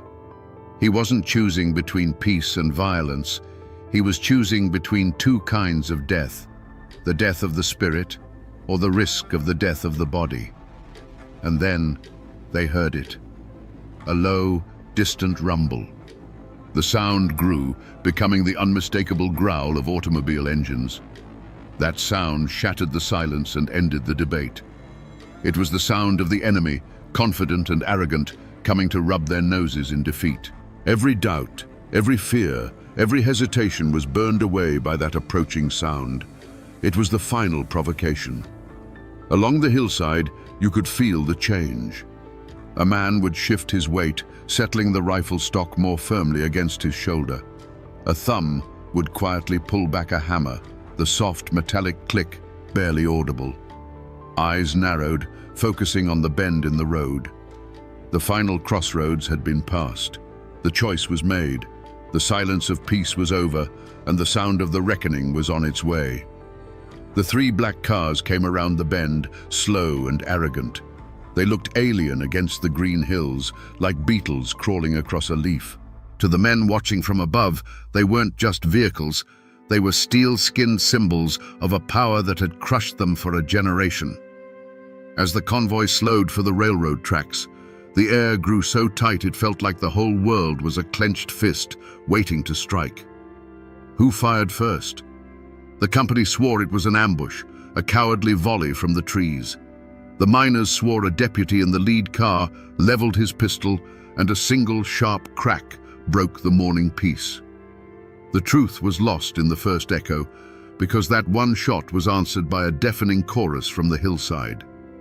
The argument that had raged for months in company offices and desperate tent camps was suddenly, permanently over. The time for talking was done. The world dissolved into noise. It wasn't the clean sound of a single shot, but a chaotic rolling thunder that battered the eardrums and shook the leaves from the trees. It was the roar of old hunting rifles, the heavy boom of shotguns, and the crack of pistols, all woven together into a single terrifying sound. The air filled with the sharp, bitter smell of gunpowder. Splinters of wood flew from the trees, and pockmarks appeared on the steel bodies of the cars as if from an invisible hailstorm.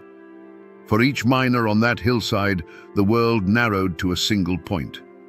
It was the face of a man in a car, a man who represented the beatings, the evictions, the hunger.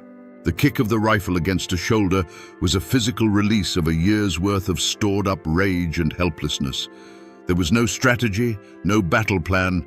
There was only a raw, primal instinct to fight back, to finally answer force with force. Inside the cars, it was a trap.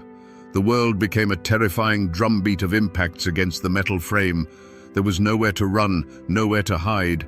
One of the hated company guards in the lead car suddenly slumped forward without a sound. In another car, a company official cried out and went down. The illusion of their power, the authority that came from their guns and their money, was being shredded one bullet at a time. Then, almost as suddenly as it began, it stopped. The roaring faded into a few last, sporadic shots that echoed away into the mountains. A heavy, ringing silence rushed in to fill the void. Blue-gray smoke drifted through the trees, slowly clearing like a rising curtain. In the stillness, nothing moved. The birds were silent. The engines of the cars had stalled. A profound and terrible stillness had fallen over the choke point at the edge of Evarts. The battle had lasted only a few minutes, but it had changed everything. When the final tally was made, 4 men lay dead or dying on that dusty stretch of road. One of them was a miner, Jim Penland, who instantly became a martyr. The other 3 were from the company side. The convoy, shattered and bleeding, turned and fled in chaos, leaving their dead behind. The miners had held the ground. They had won the battle. For a long moment after the last car had vanished in a cloud of dust, nobody moved. The miners remained frozen on the hillside, phantom figures in the lingering gunpowder smoke. The only sound was the frantic ringing in their own ears. There was no cheering, no shouts of victory. There was only a cold, stark realization of what had been done. Below them, on the road, lay the undeniable proof. The still bodies, the abandoned cars riddled with holes. They had faced the monster, and for the first time they hadn't flinched. They had fired back, and they had won. But that feeling of grim triumph was fleeting, quickly replaced by a chilling clarity. They were no longer just striking miners fighting for a wage. In the eyes of the law, the company's law, they were now murderers. They had crossed a line from which there was no return. They knew what was coming next. The sheriff would raise a posse of every gun thug in the county. The governor would be called. The full, crushing weight of the state would descend upon these hollers with a singular purpose: to hunt them down. And just like that, the spell was broken. A low voice cut through the silence. Scatter. It was all that was needed. The men didn't run in a panic. They simply faded back into the trees. They melted into the landscape that had birthed them, disappearing up hidden paths and secret ridgelines that no outsider could ever hope to find. They moved with the quiet certainty of men on their own ground, their retreat as disciplined and purposeful as their attack had been. They were now fugitives. The men who had stood as a defiant army just minutes before were now solitary shadows, making their way to hidden cabins and sympathetic farmhouses deep in the mountains. They would be hunted, but here, in the labyrinth of hills and hollows they called home, they stood a chance. The active battle was over. Their role as combatants had ended in the smoke and thunder of that brief, brutal firefight. Their new role was just beginning, that of the hunted. And the war for Harlan County had just entered its next bloody chapter. The bullets fired at Evarts didn't stop when they hit their targets. They traveled onward, invisible and deadly, tearing through the fabric of the entire community. While the men who fired the guns vanished into the mountains, their families were left behind, exposed and vulnerable on the battlefield of the aftermath. They were no longer just the wives and children of striking miners. They were the kin of wanted killers. Doors were kicked in during the dead of night. Women were dragged out and interrogated by deputies whose faces were twisted with a new, vengeful fury. The battle drew a line of blood straight through Harlan County, a line that could never be erased. Before, the division was between strikers and scabs, a bitter but familiar conflict. After, it was between the families of the dead and the families of the killers. Neighbor turned against neighbor, their shared hardships forgotten, replaced by suspicion and a thirst for vengeance. Friendships that had endured a lifetime were severed with a single, hateful glance across a muddy street. The community didn't just break, it shattered into 1,000 sharp-edged pieces. The men on the hillside had fought to reclaim their dignity, to push back against an oppressive power. But their act of defiance gave that power the perfect excuse to tighten its grip. The governor declared martial law. The Kentucky National Guard rolled into the county, their trucks and machine guns a clear message. This was no longer a labor dispute, it was an insurrection. The miners had wanted to free themselves from the company's control, but their actions had brought an even greater power down upon them all, turning their towns and hollers into an occupied territory. The victory on the road was paid for by the hunger in the camps. With the men in hiding, the last trickles of income dried up completely. The women were left to fend for their children in a world that now saw them as pariahs. The small charities and local sympathizers who had helped them before were now too frightened to offer aid. The cost of that brief, violent stand was measured in the bellies of hungry children and the desperate, haunted eyes of their mothers. The tragedy of Evarts wasn't confined to the 4 men who died. It was a slow, creeping tragedy that would stalk the families of the living for years to come. The state of Kentucky did not respond with understanding. It responded with handcuffs and indictments. Dozens of miners and union organizers were hunted down, arrested, and charged with murder and conspiracy. The iron machinery of the law, a power far more methodical and relentless than a posse of gun thugs, was brought to bear. These men, who had lived their lives by a simple, brutal code of honor, were now dragged into a world they didn't understand, a world of courtrooms, lawyers, and the foreign language of affidavits and statutes. The trials were a spectacle, a perfect illustration of the clash between 2 Americas. On one side stood the prosecution, funded by the coal operators and backed by the state, arguing points of law and presenting a clean, simple narrative of a cold-blooded ambush. On the other side stood a miner in a borrowed suit, his hands still bearing the calluses of the coal face. When he spoke, he didn't use legal terms. He spoke of starvation. He spoke of his children's hunger. He spoke of the endless provocations by the company guards. His defense wasn't written in a law book. It was etched on the faces of his neighbors. He was essentially saying, "They pushed us until we had no choice but to push back." In that courtroom, it wasn't just the men on trial. It was the mountain code itself. And the jury was made up of men who understood that code. They were farmers and small merchants from the surrounding counties. They may not have worked in the mines, but they knew the arrogance of the coal companies. They knew what a gun thug was. They heard the legal arguments, but they also heard the unspoken truth of the miners' testimony. They looked at the accused and didn't see killers. They saw men exactly like themselves, pushed to the absolute limit. And then came the verdict in the first major trial. Not guilty. The word landed like a thunderclap in the silent courtroom. It was a stunning, almost unbelievable victory. The state, with all its power and all its money, had failed to convince a jury of their peers that these miners were criminals. The verdict was a clear message from the community. The blame for the blood spilled at Evarts did not belong to the miners alone. It belonged to the system that had cornered them. Realizing they could never get a conviction, the prosecutors eventually dropped the murder charges against the remaining men. On paper, it was a victory for the Union, a moment of incredible triumph. But was it justice? The men were free, but the war was far from over. The gun thugs still patrolled the roads, the families were still starving, and the coal company's power, though challenged, had not been broken.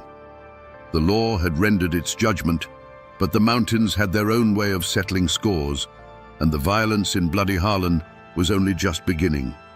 So, what became of the men who drove the convoy, the ones who held the whip hand?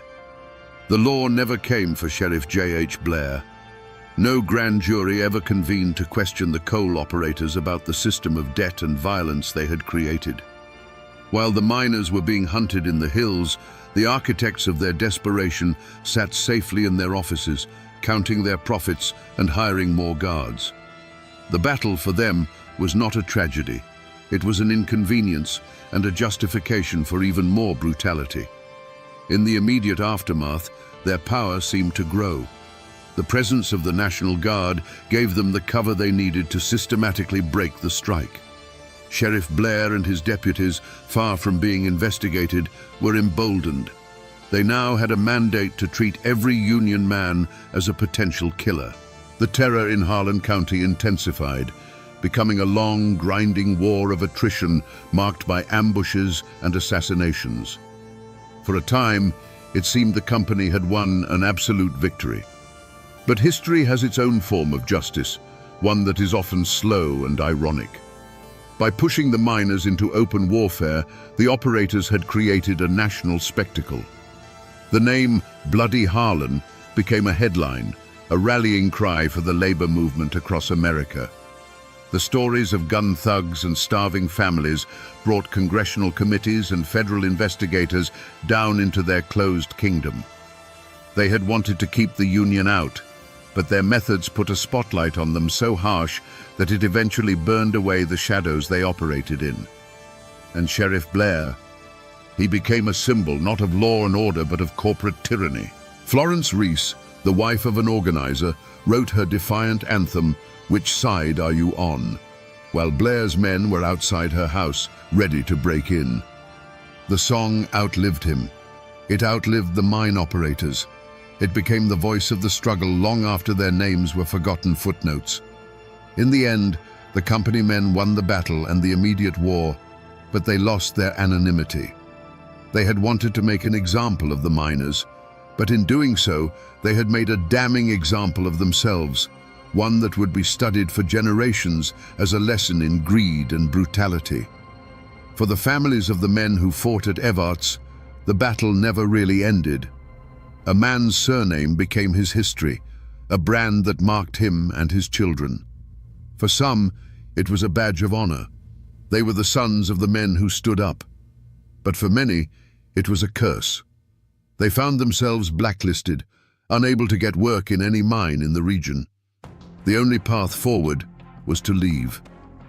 A quiet exodus began, as families packed what little they had and scattered, seeking a life in the factories of Ohio or the auto plants of Detroit, hoping to outrun the long shadow of a single day in May.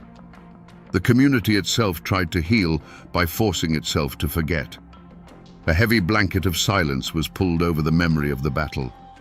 People had to live together after all.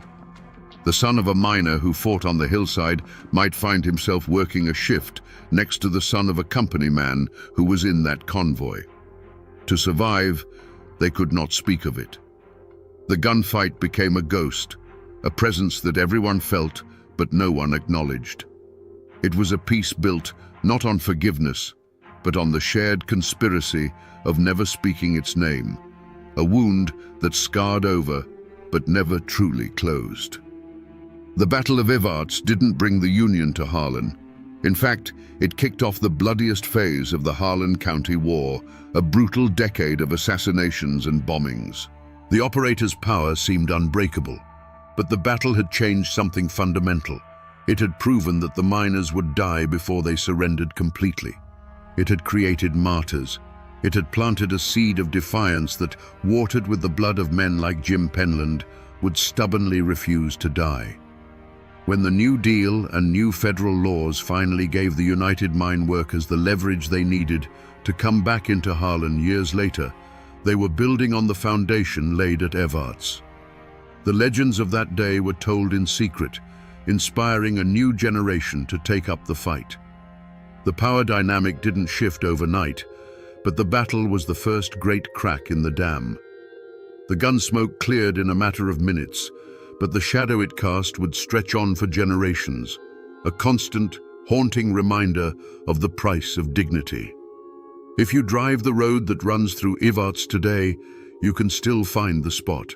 The pavement is wider now, the old railroad tracks long gone, but the shape of the land hasn't changed. The hillside still rises steeply from the road, a silent, green witness. There are no monuments here, no bronze plaques to mark the spot where the battle was fought. The only memorials are the ones you have to search for. A weathered tombstone in a small mountain cemetery, the name Jim Penland worn smooth by a century of rain and sorrow. The most enduring echo of that day is the name it gave the county. Before the battle, Harlan was just another coal county. After, it was forever Bloody Harlan. The name became a brand, a piece of American folklore. To the outside world, it was a shorthand for violence, poverty, and backwardness. But to the people within, it was something more complicated. A source of shame, yes, but also a badge of a certain stubborn, dangerous pride. It was a reminder that this was a place where men would not be pushed too far. The story of the battle itself left the pages of the newspapers and passed into legend. It became a ballad, sung not with guitars, but in the quiet telling of stories from grandfather to grandson on a front porch at dusk. In these tellings, the miners were always braver, the gun thugs more evil. The rumor of a machine gun hidden in the woods grew into an accepted fact. The battle became a modern-day Thermopylae in the mountains, a story told to teach the young what it costs to stand up for yourself. And its anthem, born from the terror that followed, became Florence Reese's immortal question: which side are you on? That question still hangs in the air in Harlan County. The coal companies may not hold the absolute power they once did. The gun thugs are gone. But the fundamental struggle remains. The fight against outside forces that seek to extract the wealth from the mountains while leaving the people with nothing is a story that has never ended. It just changes its name and its face.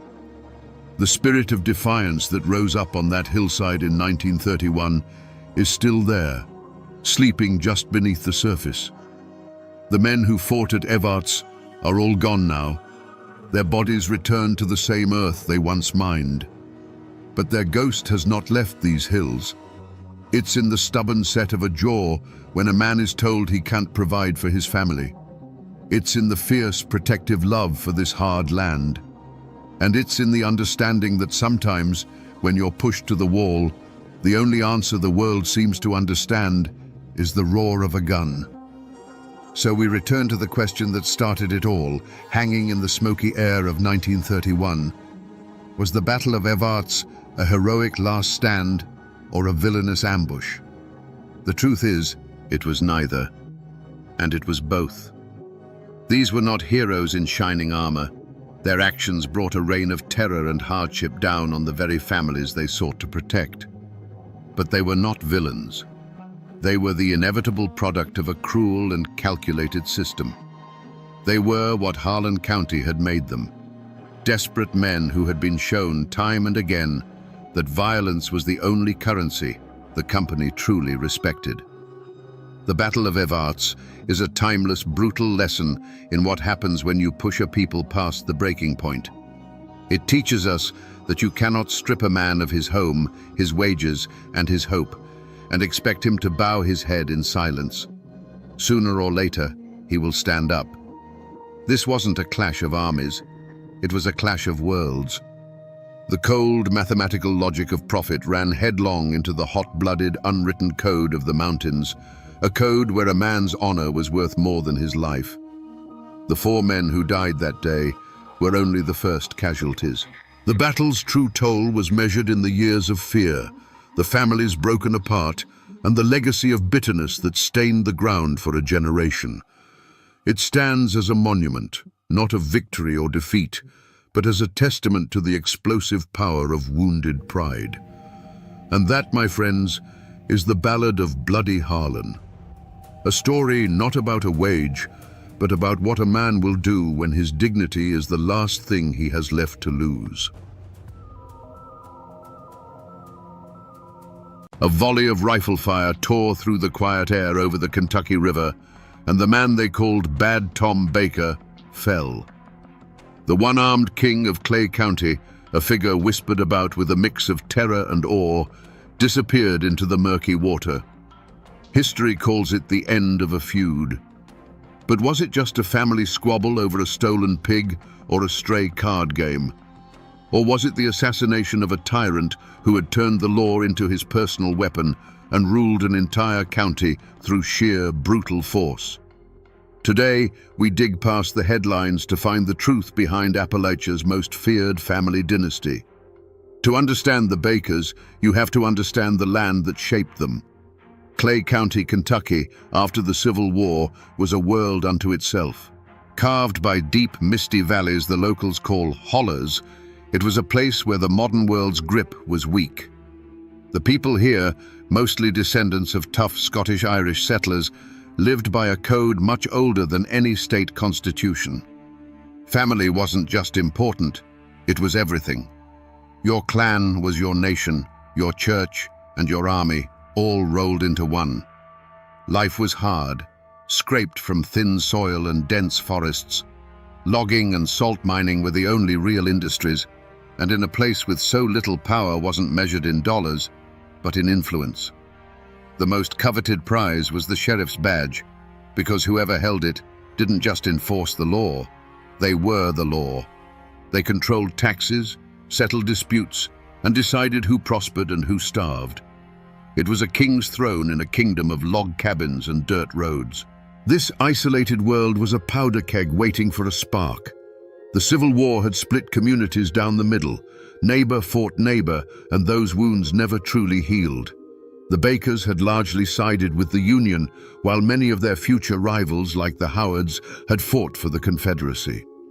They returned from the war not as countrymen, but as vanquished foes and bitter victors, forced to live side by side in these tight, unforgiving hollows. Every day was a fragile truce.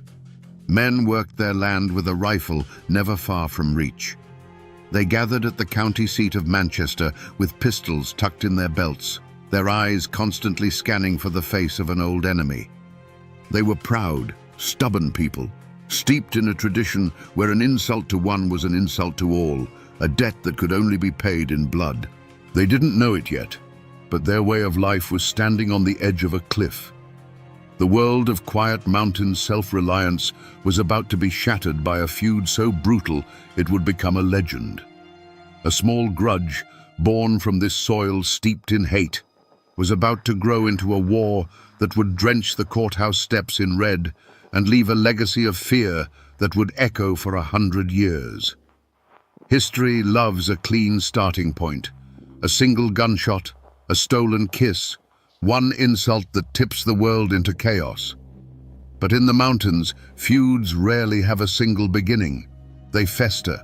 They grow in the dark like mold, feeding on old wounds and whispered grudges. The Baker-Howard feud was no different. Some old-timers swear it started over a card game when a Baker accused a Howard of cheating, and words gave way to fists, then knives.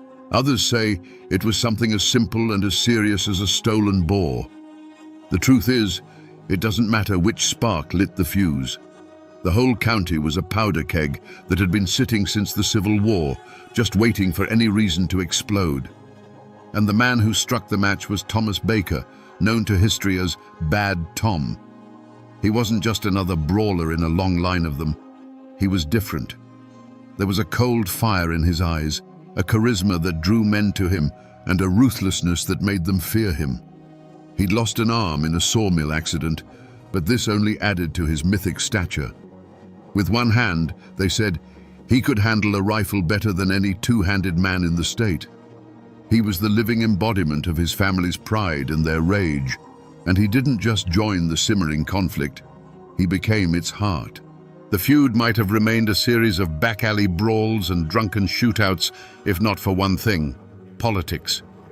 Bad Tom saw that true power wasn't just in the barrel of a gun, but in the sheriff's badge that could legitimize its use. He ran for sheriff, and through a campaign of charm, intimidation, and likely a few backroom deals, he won. This was the point of no return. The law was no longer a neutral force in Clay County. It was now a weapon pointed directly at the heart of the Howard clan and their allies. Suddenly, the game had changed. This was no longer just about family honor. It was about survival. For the Howards, facing a sheriff who was also their sworn enemy, there was no court of appeal, no neutral ground. Their only path was to fight back with the same ferocity. The threats, once muttered in saloons, became open declarations of war.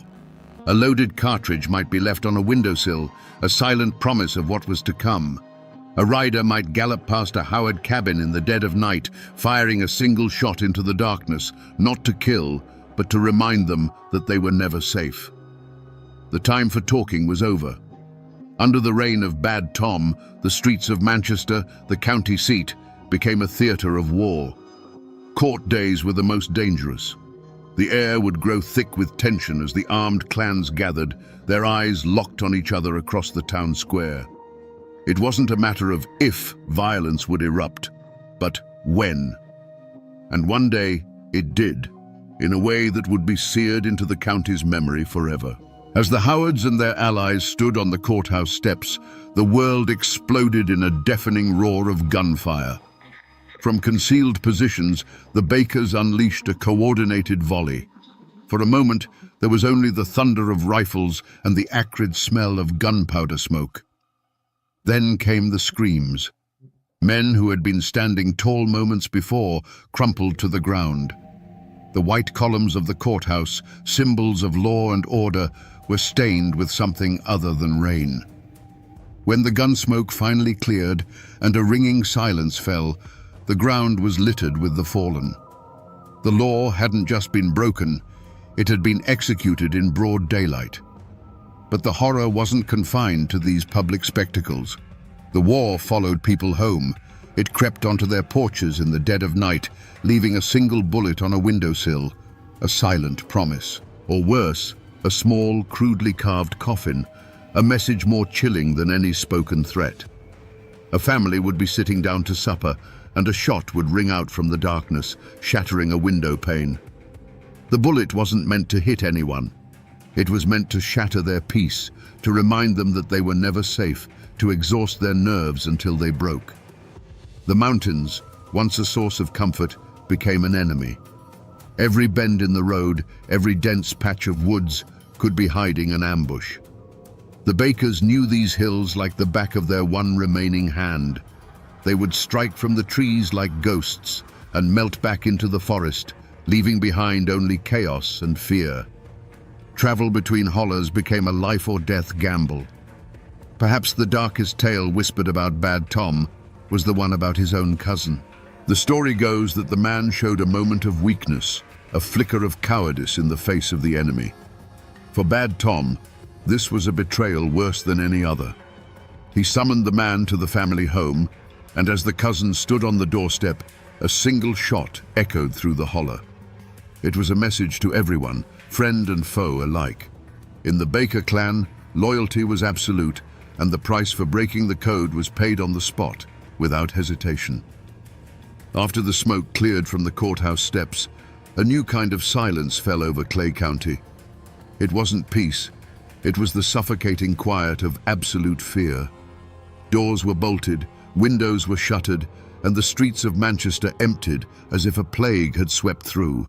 The only ones who moved freely were the Bakers and their allies, who walked with the swagger of conquering heroes.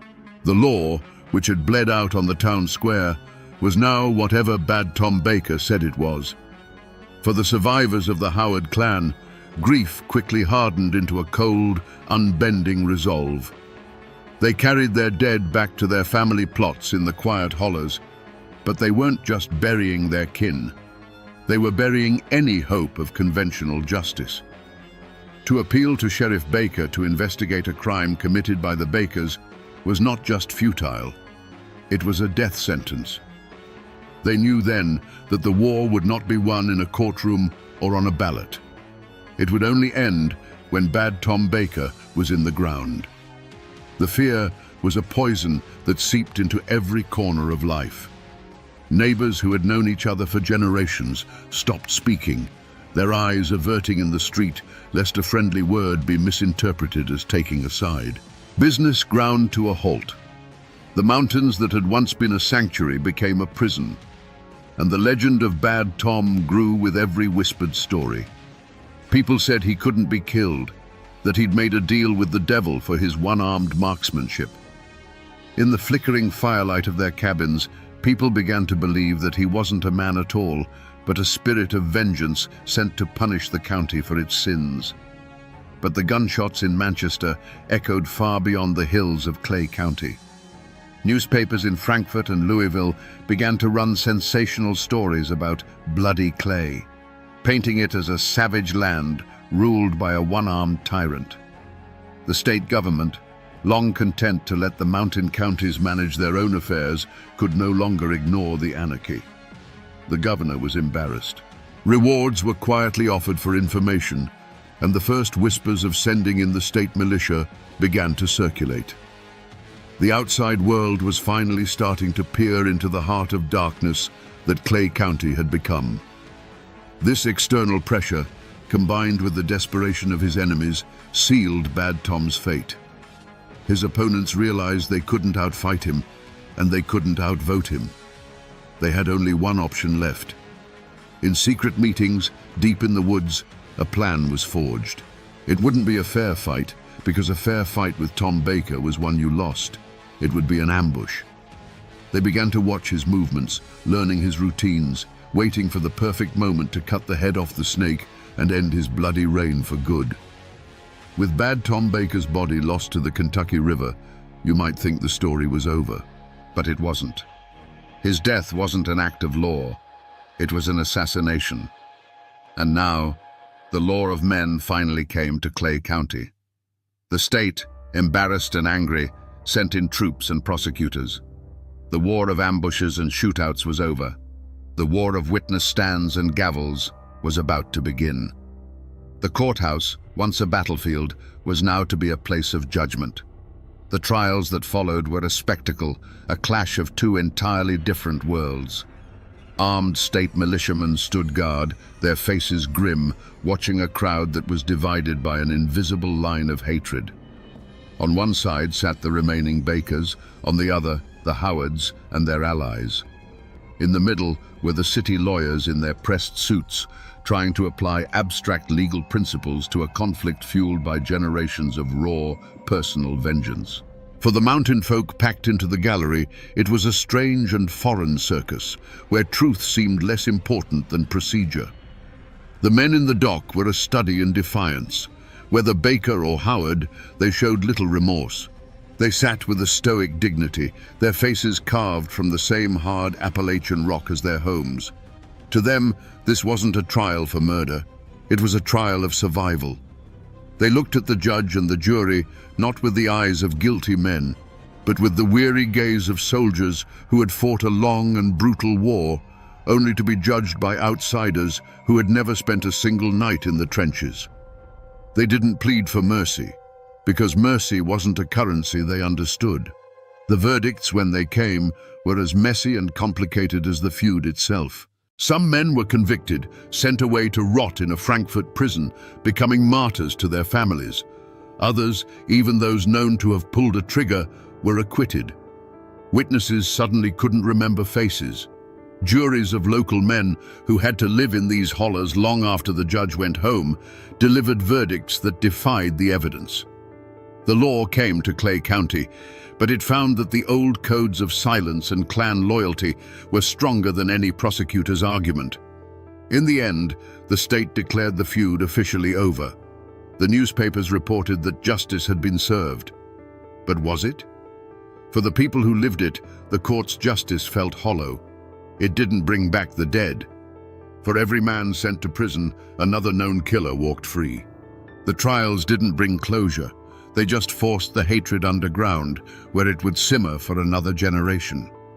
The law of men had imposed a fragile peace, but the justice of the mountains, a justice of blood for blood, was left unfinished, an angry ghost that would haunt the hollers for years to come. The trials ended, the troops went home, and a quiet, exhausted peace settled over Clay County. The Baker dynasty, once a force that could command a private army and bend the law to its will, crumbled. Without the iron fist of Bad Tom to hold it together, the clans scattered like ashes in the wind. Some of his sons and lieutenants went to prison. Others moved away, changing their names to escape the shadow of their family's bloody reputation. The name that once inspired terror now became a quiet mark of a past best left buried. But the past is never truly buried in these mountains. It just sleeps. If you go to Manchester today, you'll see a modern town. The courthouse that once ran with blood has likely been renovated, its columns scrubbed clean. But if you look closely, the real story is still there. It's in the small, forgotten family cemeteries hidden up in the hollers, where weathered headstones bear the names of young men who didn't die of old age. The dates tell a silent story of a war that history books barely mention. The land itself seems to hold the memory. And if you find an old man sitting on his porch and you ask him about the feuds, you'll see a change in his eyes. The stories are still told, not as history, but as cautionary tales whispered on long winter nights. They'll tell you about Bad Tom, the one-armed king, and how he ruled this county with fear.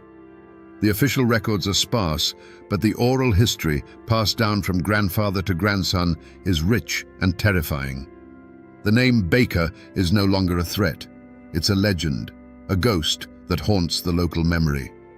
Most of the cars that drive the winding roads of Clay County are just passing through, their drivers unaware of the ghosts that linger in the shade of the trees. But the mountains remember everything. They remember the gun smoke and the screams. The Kentucky River still flows, the same dark water that swallowed the body of Bad Tom Baker, taking his secrets with him. The feud is over, but its echo remains, a permanent part of the landscape, a whisper in the Appalachian wind. So we return to where we began, with the body of Bad Tom Baker sinking into the Kentucky River. Was his story just another bloody chapter in a family feud, born from a stolen pig or a crooked card game? The truth is, it was so much more than that. It was the story of how a man, forged in the fires of isolation and clan warfare, took the ancient mountain code of honor and twisted it into a crown. He wasn't just a feudist, he was a king, and Clay County was his brutal, bloody kingdom. His death wasn't just an act of revenge, it was a regicide, the only way his subjects knew to end a tyrant's reign. The story of the Baker dynasty is a dark mirror held up to the heart of Appalachia. It's a testament to the indomitable spirit of its people, their fierce loyalty, their stubborn pride, and their refusal to bow to any authority but their own. But it's also a terrifying lesson in what happens when that spirit is poisoned by poverty and old hatreds. It shows us how thin the line is between a man protecting his family and a man destroying his community, between justice and vengeance. This isn't just a tale of outlaws and shootouts, it's a story about a forgotten America, a world where the only law that mattered was the law of blood. The men who fought and died in these hills weren't simple villains. They were complex, desperate men, living by the only code they'd ever been taught. Their legacy is a reminder that the past is never as clean or simple as the history books would have us believe. And that is why we must keep these stories alive, pulled from the shadows of the misty hollows. Because they remind us of the fire and the blood that shaped this land, and of the ghosts who still walk here. And now, my friends, you know the rest of the story. They say the law came to Perry County, Kentucky, on the back of a horse. But on a cold day in May of 1889, it died on the courthouse steps with a single rifle shot that echoed like a crack of doom. The man who fell was Judge Josiah Combs, a respected elder who believed the law was greater than any family's grudge. He was wrong. That single shot wasn't just a murder, it was the bloody climax of a war. How did a place like this descend into such savagery? What drove men to assassinate the very symbol of justice? Today, we trace the river of bad blood back to its source, to tell the ballad of the Perry County War. To understand the blood that was shed, you first have to understand the ground it soaked into. In the 1880s, Perry County wasn't just a place on a map. It was a world unto itself, walled in by the ancient, unblinking mountains of eastern Kentucky. The Kentucky River was its one slow artery to the outside, and news traveled up it on flatboats at a crawl. Life here was hard, carved out of the steep hillsides with an axe and a plow. A man's wealth was measured in the corn he grew, the hogs he raised, and the children who bore his name. In this isolation, a different kind of law took root. It wasn't written in any book, but every man, woman, and child knew it by heart. It was the mountain code. Family was everything. Your kin were your nation, your army, and your only true shield against a harsh world. An insult to your third cousin was an insult to you, and it had to be answered. A man's honor was his most sacred possession. It was a fragile thing, easily bruised by a stray word or a sideways glance, and once broken, It could only be mended with blood. The state government in Frankfurt was a distant rumor, and its laws were seen as suggestions at best, an unwelcome intrusion at worst. Justice was a personal matter, dispensed from the barrel of a Winchester rifle. Into this closed world, whispers of change began to drift. Men with strange accents and fancy surveying tools started appearing in the hollows. They were agents of the great northern corporations, geologists and timber scouts who saw something the local folk had taken for granted. They didn't see steep hillsides. They saw mountains of virgin hardwood. They didn't see rocky soil. They saw the richest seams of bituminous coal on God's green earth. The railroad, they promised, was coming. And with it would come a flood of money that would make the old ways of life seem like a dream. Suddenly, the prize wasn't just survival, it was a fortune. And the key to that fortune was locked inside a single building, the Hazard Courthouse. The men who held the offices of sheriff, county clerk, and judge didn't just keep records, they controlled the future. They oversaw the land deeds, they set the tax rates, and they enforced, or chose not to enforce, the law. Whichever clan controlled that courthouse would control who got rich and who got left behind when the coal boom hit. This was the Forge. It took the old mountain code of honor and family loyalty and superheated it with the coming fire of industrial greed. Every election became a battle, every political dispute a potential vendetta. The stage was being set for a war, fought not by soldiers in uniform, but by neighbors and cousins. They weren't just fighting for power anymore. They were fighting for the soul of the mountains, and they were willing to turn their home into a killing ground to win it. Before the shooting started, you could still see the men for who they were, not just the leaders of warring armies. Take Joe Eversole. He wasn't some wild-eyed mountain brawler. He was a man who fought with words, a lawyer who could tie a man in knots with a well-phrased argument in the Hazard Courthouse. He'd sit with his family on his porch, not cleaning a rifle, but reading a newspaper from Lexington or Frankfurt, talking about the future. He spoke of railroads cutting through the mountains like steel rivers, of coal mines bringing payrolls and prosperity to families who had only ever known back-breaking farm work. His children would listen, and his wife would watch him, and they saw a man building a kingdom not of fear, but of progress. He was a Republican in a staunchly Democratic county, a man who saw the outside world not as a threat, but as an opportunity. He saw the coming corporations as partners, and he intended to be the man who brokered the deal, ensuring his family and his followers would be the first in line to reap the rewards. To his clan, Joe Eversole wasn't a warmonger. He was a visionary, the only man smart enough to guide them into the coming century. Then there was Benjamin Big Ben French. If Joe Eversole was the future, Big Ben was the living, breathing embodiment of the past. He was the sheriff, but his real power came from the sheer force of his presence. He was a massive man, built like one of the oak trees on his land, and his authority was absolute. He didn't need a law book. His word was law. On a Saturday afternoon, you'd find him on the steps of his store, a benevolent titan settling a land dispute between two farmers with a quiet word and a look that promised there would be no more argument. He was the patriarch of his clan in every sense of the word. He was surrounded by a web of kin who looked to him not just for leadership, but for protection. He was suspicious of the foreign money and the smooth-talking lawyers like Eversole. To Big Ben and his people, the coal under the ground wasn't a commodity to be sold to the highest bidder from Philadelphia. It was their birthright, part of the land their grandfathers had fought and bled for. Protecting that land and the old way of life it supported was his sacred duty. He was the wall that stood between his people and a changing world they did not trust. A man's greatest strength is often just the other side of the coin from his deadliest weakness. For Joe Eversole, his sharp, educated mind was his greatest asset, but it was also his blind spot. He saw the world as a chessboard, a place of logic and calculated risks. He believed the old mountain ways, the fierce pride, the stubborn loyalty to the past were simply obstacles to be outmaneuvered. He couldn't understand that in Perry County, honor wasn't a piece on a board. It was the board itself.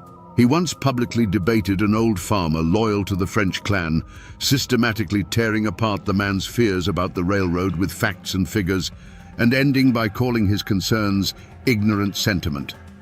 Joe won the argument, but he lost the room. He had shown contempt for their code, and in the mountains, contempt is a sin that demands a heavy price.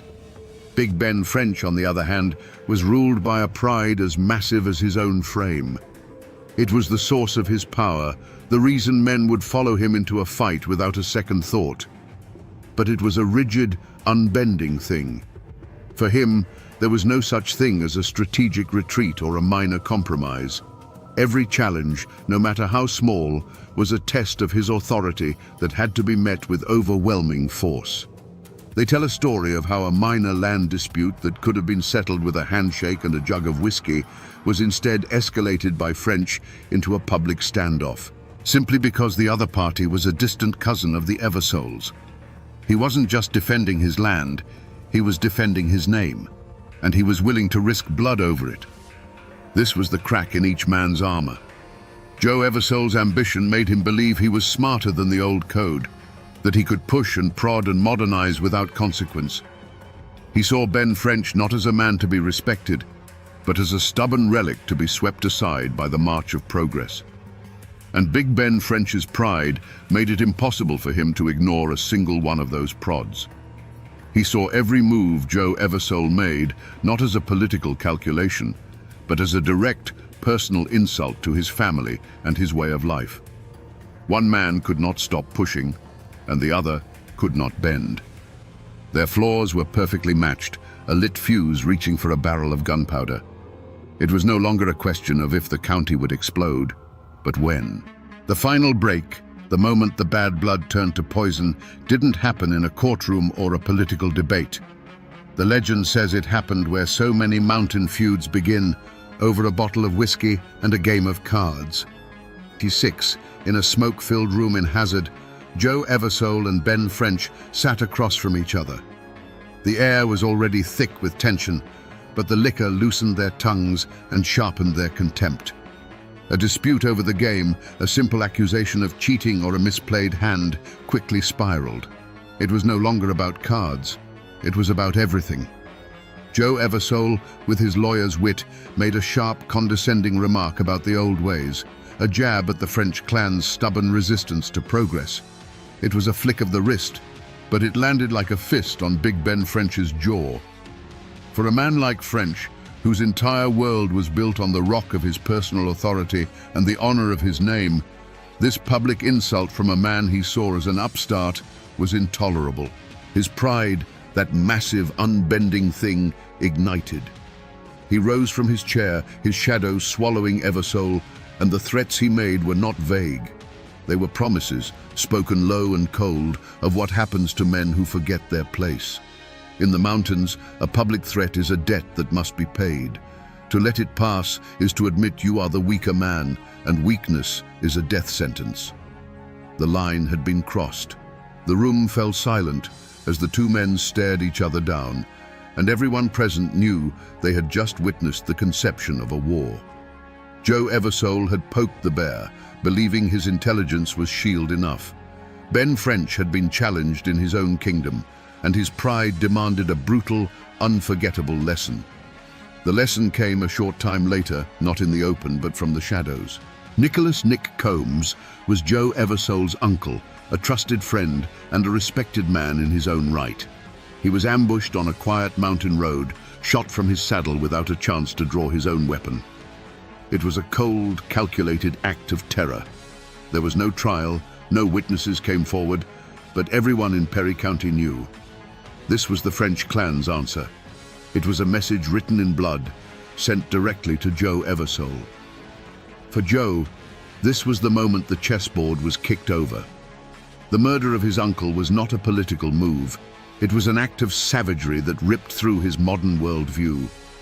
The old code he had tried to outsmart had just reached out and torn a hole in his family. His grief was matched only by a cold, burning rage. There would be no more debates, no more legal maneuvering. Ben French had chosen the language of the gun. Now, Joe Eversole would answer in kind. The affront had been delivered, and the only acceptable response was vengeance. The blood of Nick Combs was a seed, and from it a forest of rifles began to grow. Joe Eversole's grief was a cold, sharp thing, and it pointed him down a path from which there was no turning back. Now, you might think the Mountain Code would demand a simple, brutal balance, a life for a life. A French loyalist, maybe the man who pulled the trigger, would be found dead in a creek bed, and the scales of honor would be level once more. That was the old way. That was the path of compromise. Elders from both clans, men with grey in their beards who had seen enough killing in their time, tried to steer the currents back to that old channel. They came to Joe Eversole, not as enemies, but as neighbors. They spoke of the cost of a wider war, of fields that would go unplowed and children who would grow up without fathers. They pleaded with him to seek a targeted revenge, to let the matter end there before it consumed them all. They warned him that turning Perry County into a battlefield would only serve the interests of the outside coal men who were watching from the hills like vultures. But Joe Eversole was deaf to their warnings. His calculating mind, now fueled by rage, saw this as a moment of opportunity. A simple revenge killing would just continue the endless cycle. He wanted to end it, permanently. He didn't want to just balance the scales, he wanted to smash them. He rejected the pleas for peace, framing his decision not as vengeance, but as a crusade.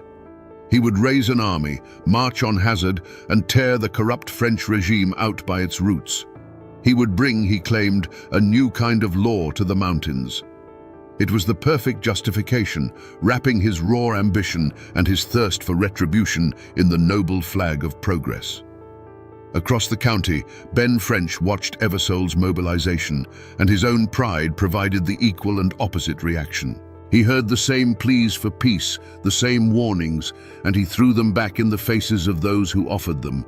To him, backing down now, offering a sacrifice to appease Eversole, would be an admission of guilt and a show of weakness he could not abide. He saw Eversole gathering men and buying rifles, and it confirmed his deepest suspicions. This was never about an uncle's death. It was a coup. So French began to prepare for a siege. He was the high sheriff, and he would turn the county seat into his personal fortress. He gathered his own loyalists, men who saw Eversole's progress as a threat to their very existence. He sent riders out, and the French clan answered the call. They barricaded windows in the courthouse and reinforced the doors of their homes. Each nail hammered into a board was another nail in the coffin of peace. Each new Winchester rifle that arrived in Hazard was another vote for war. The path of compromise was now completely overgrown, and the two factions were marching down separate parallel roads, destined to collide in the streets of the town they both claimed to be fighting for. On the night before the battle, a heavy silence fell over the hills around Hazard. It was a cold, clear November in 1887, and under a sky full of hard, distant stars, two armies lay waiting for the dawn. On the ridges outside of town, Joe Eversole's men huddled around small, smokeless fires, their Winchester rifles oiled and ready. Inside the town, Ben French's followers stood watch at the darkened windows of the courthouse, their own weapons loaded. The air itself seemed to hold its breath, knowing what the morning light would bring. Into this tense stillness, a single figure walked the lonely road between the two camps. It was an old circuit preacher, a man who belonged to no clan but God's. He had christened babies from both families and spoken the final words over their dead. He represented the last flickering candle flame of peace in a room reeking of gunpowder. He went first to Joe Eversole's camp. He found him staring into the darkness toward Hazard and made his plea, his voice low and urgent. He spoke not of politics, but of souls. He named the men on both sides who would be dead by the next sundown, men whose children he knew by name. "Is this the future you want to build, Joe?" he asked. "A county of widows and orphans?" For a moment, they say, Joe Eversole hesitated.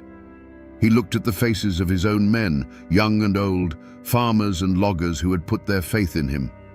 He saw the terrible cost of his ambition laid bare. This was his final crossroads. He could call it off, accept the stalemate, and live with his uncle's death unavenged. But then he thought of Nick Combs lying dead on that lonely road, of Ben French's public insult, of the future he had promised his people. His fatal flaw, that cold, calculating logic, took over. To back down now would be to lose everything. He turned to the preacher and said, "Reverend, this isn't war. This is an extermination. The sickness is in that courthouse, and I am the cure." The old preacher then walked into the besieged town of Hazard, past French's armed sentries, and found Big Ben in the darkened sheriff's office. He made a different plea, an appeal to French's duty and his pride. "Ben," he said, "you are the sheriff. You are the law. Don't let your own town become a slaughterhouse. Show them you are the bigger man. Offer a truce." Ben French stood, a giant silhouette against the window, and looked out at the campfires of the Eversole army flickering on his hills like a disease. He too stood at a crossroads. He could offer a concession, perhaps hand over the man suspected of killing Nick Combs and spare the town. But his pride, that unbending mountain of a thing, would not allow it. To him, a truce was surrender. It was an admission that Joe Eversole had the right to march an army to his doorstep. He turned from the window, his face set like stone. "They are the ones who came for a war, Reverend," he said. "My only duty now is to see that they get one. You go and pray for their souls. I'll take care of their bodies." With those words, the final door to peace was slammed shut and bolted. The last chance was gone, burned away by the pride of two men who had chosen the path of no compromise. The dawn came up grey and cold over Hazard, and with the first weak light came the sound that would define Perry County for years to come. It wasn't a single shot, but a volley, a deafening, ripping roar as 100 Winchester rifles opened fire from the hills. The Battle of Hazard had begun. For the people of the town, cowering in their homes, it was as if the sky itself was being torn apart. The sound was everywhere, a physical force that rattled windows and shook the very floorboards. The morning birds fell silent, replaced by the high-pitched whine of ricochets and the sharp, splintering crack of bullets chewing through wooden walls. From the ridge, Joe Eversole watched his plan unfold. The world narrowed to the objective, the county courthouse, now a stone fortress spitting fire.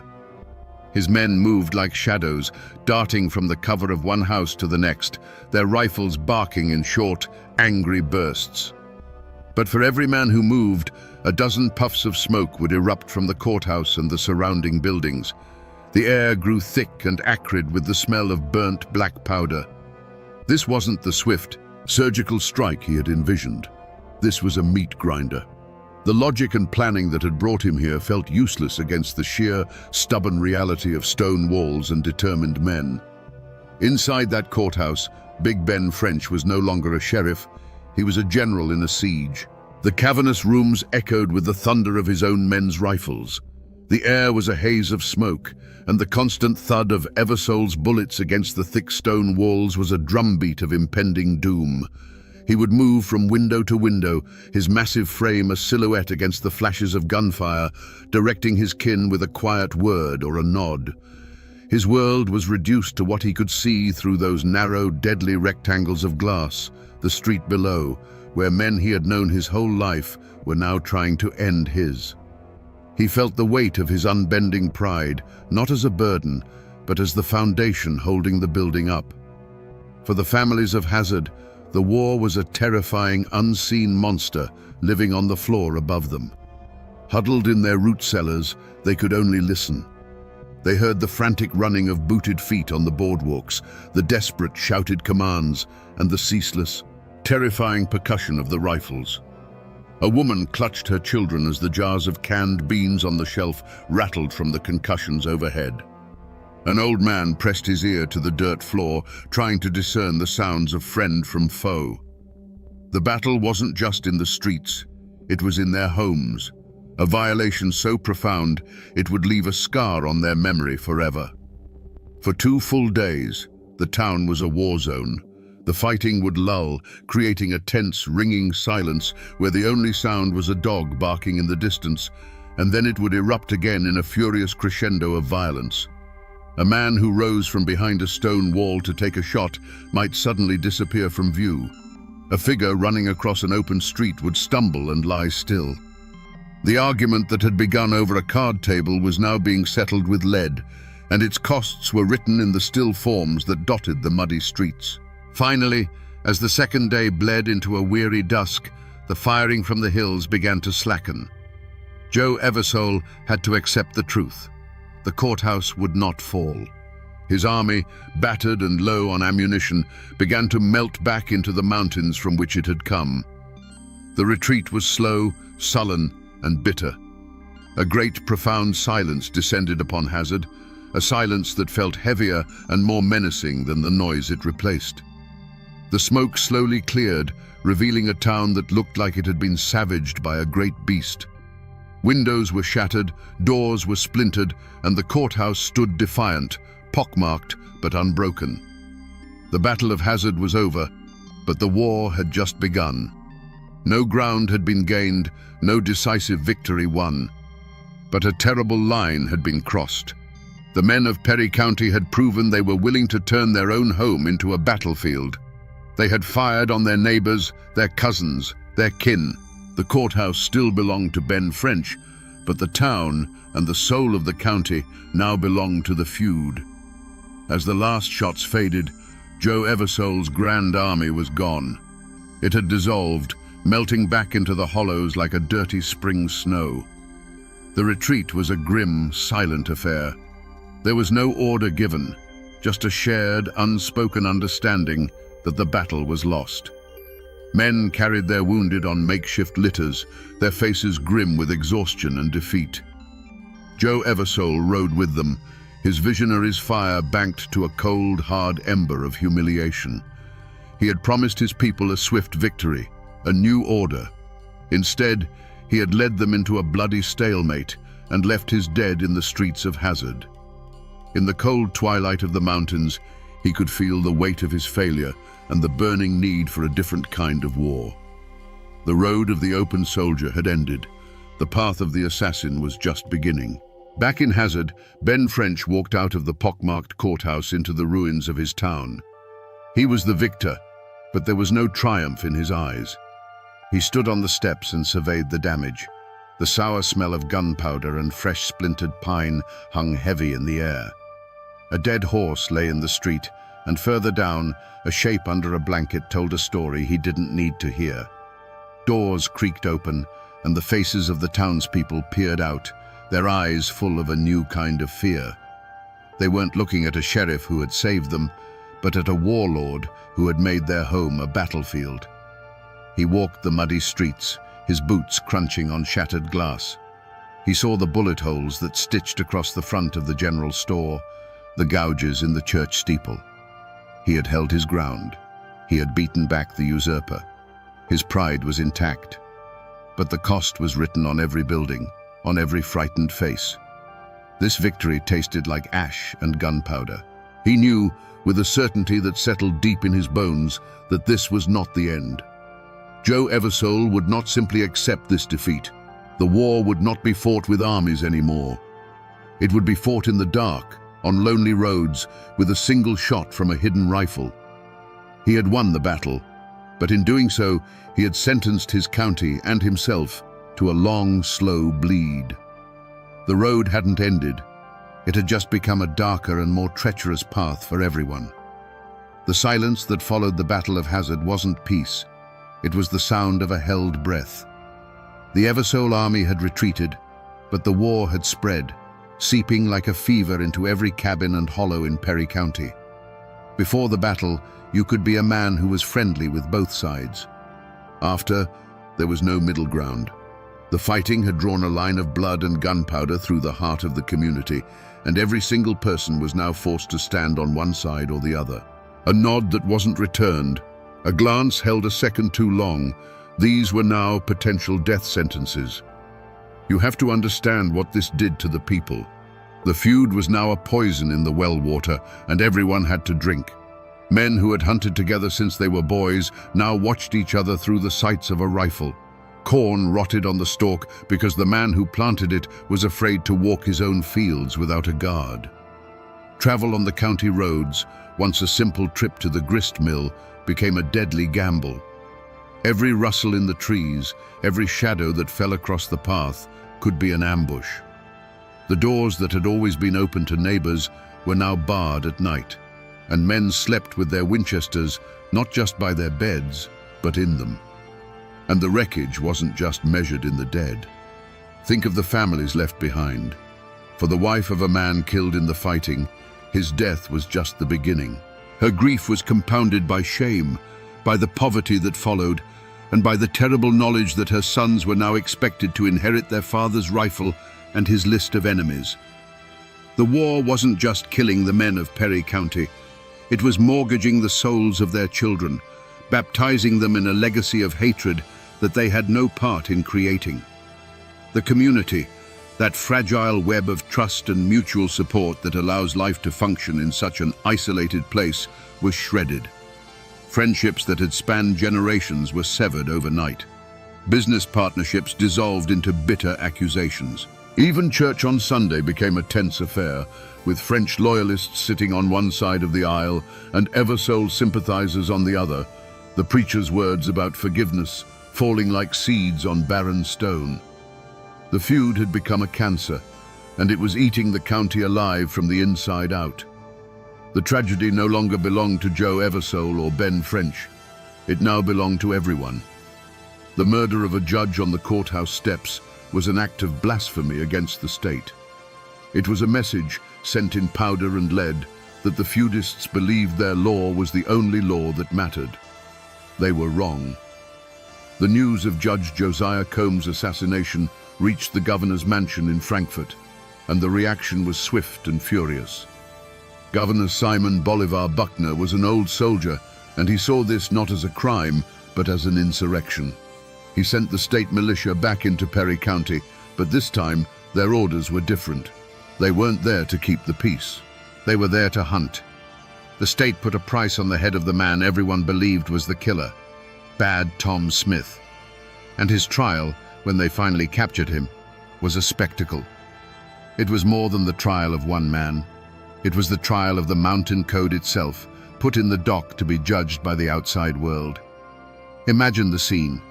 A formal courtroom, with a judge in a black robe, lawyers with stacks of books and witnesses sworn in on a Bible. And in the defendant's chair sat Tom Smith, a man whose entire life had been governed by a different Bible, the simple, brutal creed of loyalty and retribution. The clash of cultures was palpable. The prosecution built its case with evidence, timelines, and legal arguments. They spoke of malice aforethought and conspiracy to commit murder. But the testimony from the mountain folk spoke a different language. They talked of who was kin to whom, of old insults, of debts of honor that had to be paid. The state's lawyers asked, "Did you see the defendant break the law of Kentucky?" But the silent question in the eyes of the local people was, did he betray his clan? Was he a loyal soldier? The court was trying to prove a crime. The feudists were trying to understand a move in their war. The community was torn in two. To the Eversoles and their allies, and to the growing number of people simply sick of the bloodshed, Tom Smith was a monster, the devil himself, and the trial was long overdue justice. They saw the law as a savior, the only force strong enough to break the cycle of killing. But to the French faction and those who clung to the old ways, he was a soldier captured by a foreign power. They saw him as a scapegoat, a man taking the fall for a war that everyone had a hand in. To them, the trial was a sham, an act of conquest by the state government in Frankfurt, which had never cared about their lives until a man wearing one of its robes was killed. He was a criminal to the state, but a martyr to his cause. The verdict was never truly in doubt. The state of Kentucky had to make an example of Bad Tom Smith. It had to prove that its authority was absolute, that its law reached into the deepest, darkest hollows, and that it was stronger than any clan's code of honor. He was found guilty and sentenced to hang. Was it justice? For the family of Judge Combs, yes, but for Perry County, it was something else entirely. It was a declaration. The old world was over. The state was here to stay, and its judgment didn't come from a quiet word between patriarchs. It came at the end of a rope. You might think the story ends there, with the snap of a rope and the fall of the feud's most fearsome soldier. You might think justice, however brutal, had finally tidied up the mess in Perry County. But the truth of the mountains is never that clean.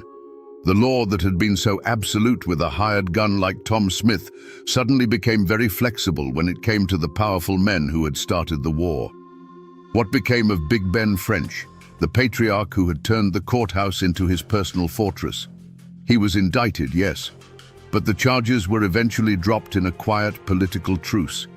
There was no grand trial for him, no final judgment. The state, having made its point by hanging Tom Smith, seemed to lose its appetite for the fight. But Ben French didn't win. He had watched his world burn, his power broken not by Joe Eversole's army, but by the chaos they had mutually created. The fire in him simply went out. He lived out his days a diminished figure, a ghost in his own county, a relic of an age that had ended in blood and smoke. And Joe Eversole, the man of progress who had unleashed the storm, he seemed to have won. His chief rival was broken, and the state had crushed the heart of the French faction's enforcers. A few years after the war sputtered out, he was living in Virginia, a successful man who had seemingly escaped the consequences of his own bloody ambition. But the mountain code he had tried to outmaneuver had a longer reach than he ever imagined. The feud found him. He was assassinated, shot down far from the Kentucky hills, a final bloody postscript proving that the hatred he had helped create was a debt that would eventually be paid in full. But the true antagonists, the ones who had provoked the entire conflict without ever firing a shot, faced no consequences at all. While the French and Eversole clans were busy digging graves for their sons, the agents of the Northern Coal and Timber Corporations were busy drawing lines on maps. They had watched patiently as the local leadership bled each other dry. In the ruin and poverty that followed the war, they swept in. They bought up the mineral rights and the land titles for pennies on the dollar from the very widows and broken men the feud had created. The clans had fought a savage war for control of the kingdom, and in the process they had burned the kingdom to the ground, leaving the keys to the ashes for the quiet men in suits to come and pick them up. The killing stopped, but the war wasn't over. It just went on inside the people, a quiet, smoldering fire passed down from one generation to the next. To be an Eversole or a French in Perry County after the war was to carry a ghost on your back. For decades, the names themselves were like a brand, marking you as part of a story that everyone knew but no one wanted to tell. Some descendants fled the mountains entirely, changing their names and trying to outrun the bloody shadow of their past.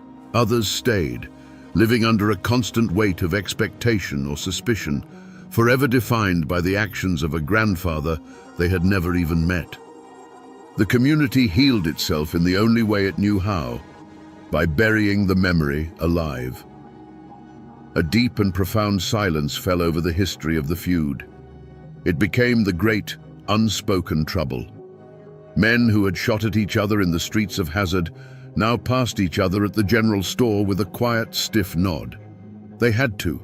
To survive, they had to pretend it never happened. But the ghost of it was always there. At weddings, people would watch to see which families sat on which side of the church. At funerals, they would remember how the deceased's father had died. The war became a part of the landscape, an invisible mountain that everyone had to live under. And into the vacuum of power left by the shattered clans, a new king came to the mountains. This king didn't carry a rifle. It carried a ledger book and a surveyor's chain. The coal companies, the patient vultures who had watched the battle from afar, now descended. With the old patriarchal system broken, there was no one left with the power to resist them. The Hazard courthouse, the very building the clans had bled for, slowly became just another office for processing the company's land deeds and enforcing its will. The new sheriff wasn't the head of a clan. He was a man who understood his main job was to protect the company payroll and break up union talk. The final bitter legacy of the Perry County War was written on the faces of the next generation. The sons of the men who had fought and died for control of the mountains didn't inherit a kingdom. They inherited a job. They traded their rifles for pickaxes and went to work for the same foreign corporations their fathers had either courted or resisted. They swapped their fierce, violent independence for a company paycheck, a house in a company town, and a debt at the company store. The war for the soul of Perry County was finally over, and the soul had been sold for a train car full of coal. If you go to Hazard today, you won't find the same courthouse that Ben French defended. It's been replaced by a more modern building. But you can stand on the very spot where Judge Josiah Combs fell, the threshold of justice where the feud reached its bloody climax. And if you know where to look, out in the old family cemeteries tucked away in the hollows, you can find the graves. You can run your hand over the weathered tombstones of Eversoles and Frenches, their names and dates being slowly erased by a century of wind and rain. These stones are the last physical witnesses, the silent, moss-covered proof that these men lived and fought and died here. But the memory of the war doesn't live in the stone. It lives in the stories. And no name from that time echoes with more chilling power than Bad Tom Smith. He has become more than a man. He's the boogeyman of Perry County. For generations, his story was a cautionary tale told to children on dark nights. His supposed pact with the devil, his cold, dead eyes, and most of all, his final defiant words from the gallows, "Hell is my destination, and I'm not afraid to go," have transformed him from a historical figure into a genuine folk legend. He is the ghost of the feud made flesh, a permanent reminder of how dark a man's soul can get. The war itself has become a ballad, sung not with music, but in the quiet conversations on front porches and in the back of old country stores. It's a story told to explain why things are the way they are. It's a warning about what happens when pride is allowed to run hotter than reason, a lesson in how neighbors can tear each other apart over a prize, only to let a silent stranger walk away with it in the end. It's the foundational myth of modern Perry County, the bloody birth of the coal camp world that would follow. And the ghost of a name is more than just a memory. The names are still there. You can find French and Eversole and Combs in the phone book today. The descendants of these men are now neighbors. Their children go to the same schools, and they live in a world that was built on the ashes of their ancestors' war. The feud is over, buried under layers of silence and time. But the spirit of it, that fierce, stubborn mountain pride, that deep suspicion of outsiders, that lingering memory of a time when a man's honor was worth more than his life, that hasn't vanished. It still haunts these hills, an echo that has never truly faded away. So we come to the end of the road, and the question we started with still hangs in the air. Was Joe Eversole a hero or a villain? Was Ben French a protector or a tyrant? The truth, as it so often does in these mountains, lies in the muddy gray between.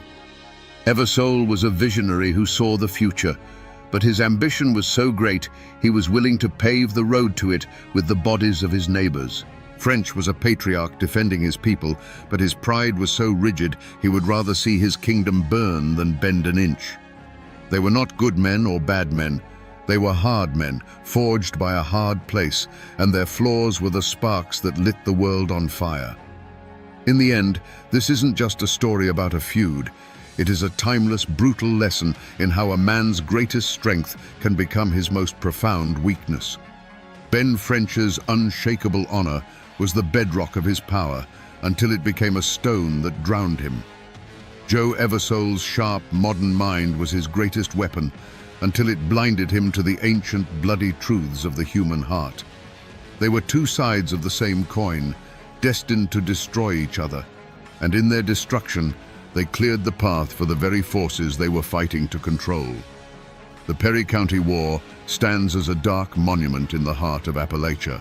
It's a story of how a community can be led to tear its own heart out, fighting a savage war for control of a prize, only to wake up from the slaughter and find that a silent, patient stranger has walked away with it all. The clans fought for the land, but the corporations got the coal. And that, my friends, is the ballad of the Perry County War, a story of how mountain men fought like kings for a kingdom, and in the end, lost everything but their graves.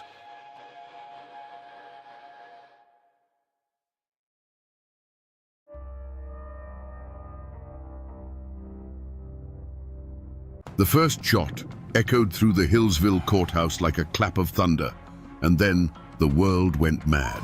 In less than 90 seconds, a judge, a sheriff, and a Commonwealth's attorney lay dead on the blood-slick floor, victims of a furious volley of gunfire. The newspapers across the nation screamed of a savage mountain clan, an insurrection against civilization itself. But for the people who lived and breathed the thin, cold air of the Blue Ridge Mountains, they knew the truth was far more complicated. What pushes a man to declare war on the law in the very temple of justice? Today, we separate the legends from the facts to uncover the story of the Allen clan and the epic manhunt that tore a community apart. Before the gun smoke and the blood, there was the land. Carroll County, Virginia, was a world unto itself, a kingdom of mist-shrouded ridges and deep, shadowed hollows carved by creeks 1,000 years old. The Blue Ridge Mountains weren't just a backdrop here, they were a living presence that shaped the people, instilling in them a fierce independence and a profound distrust of the flatlands below. In this isolated world, a man's worth was measured by the land he owned, the family he raised, and the honor he was willing to defend with his life. The seasons, not the clock in a distant capital, dictated the rhythm of life. At the center of this world stood Floyd Allen. He was a man built of the same hard rock as the mountains themselves, a patriarch in the truest sense. He wasn't some poor dirt farmer. He was a wealthy businessman, a landowner with vast tracts of timber and a former county supervisor. His word was law in the hollows. To his friends and family, he was generous and loyal to a fault. To his enemies, his temper was a force of nature, as sudden and violent as a summer thunderstorm. He saw himself not as a citizen subject to the law, but as the source of law in his domain. If Floyd was the fire of the Allen clan, his younger brother Sidner was the ice. Where Floyd was impulsive and hot-blooded, Sidner was cool, intelligent, and calculating. He too was a man of considerable wealth, but he showed his ambition in a different way. Just a few years before the tragedy, Sidner had completed a magnificent new home, the finest in the county. It was a testament to his success, a symbol of permanence and legacy, built with the finest wood and stone. It was a castle for his own dynasty, a place where he expected to live out his days in peace and prosperity. The Allens were not outlaws hiding in the shadows. They were the power in these hills. They were a sprawling, interconnected web of cousins, nephews, and in-laws, bound by blood and a shared code. They were respected, and they were feared. Their influence reached into local politics, business, and law enforcement. To cross one Allen was to cross them all, and everyone in Carroll County understood that simple, unshakable fact. They had built a world that answered to them and them alone. In these mountains, there were two kinds of law. There was the law written in books, administered by judges and lawyers from towns who didn't understand the ways of the high country. Then there was the unwritten law of the mountains, the code of honor. This code said that family was absolute, that an insult could not go unanswered, and that a man had the right to settle his own disputes. To be arrested and dragged before a judge for defending your kin was more than a legal problem. It was a profound public humiliation. It was an attack on your name and your very manhood.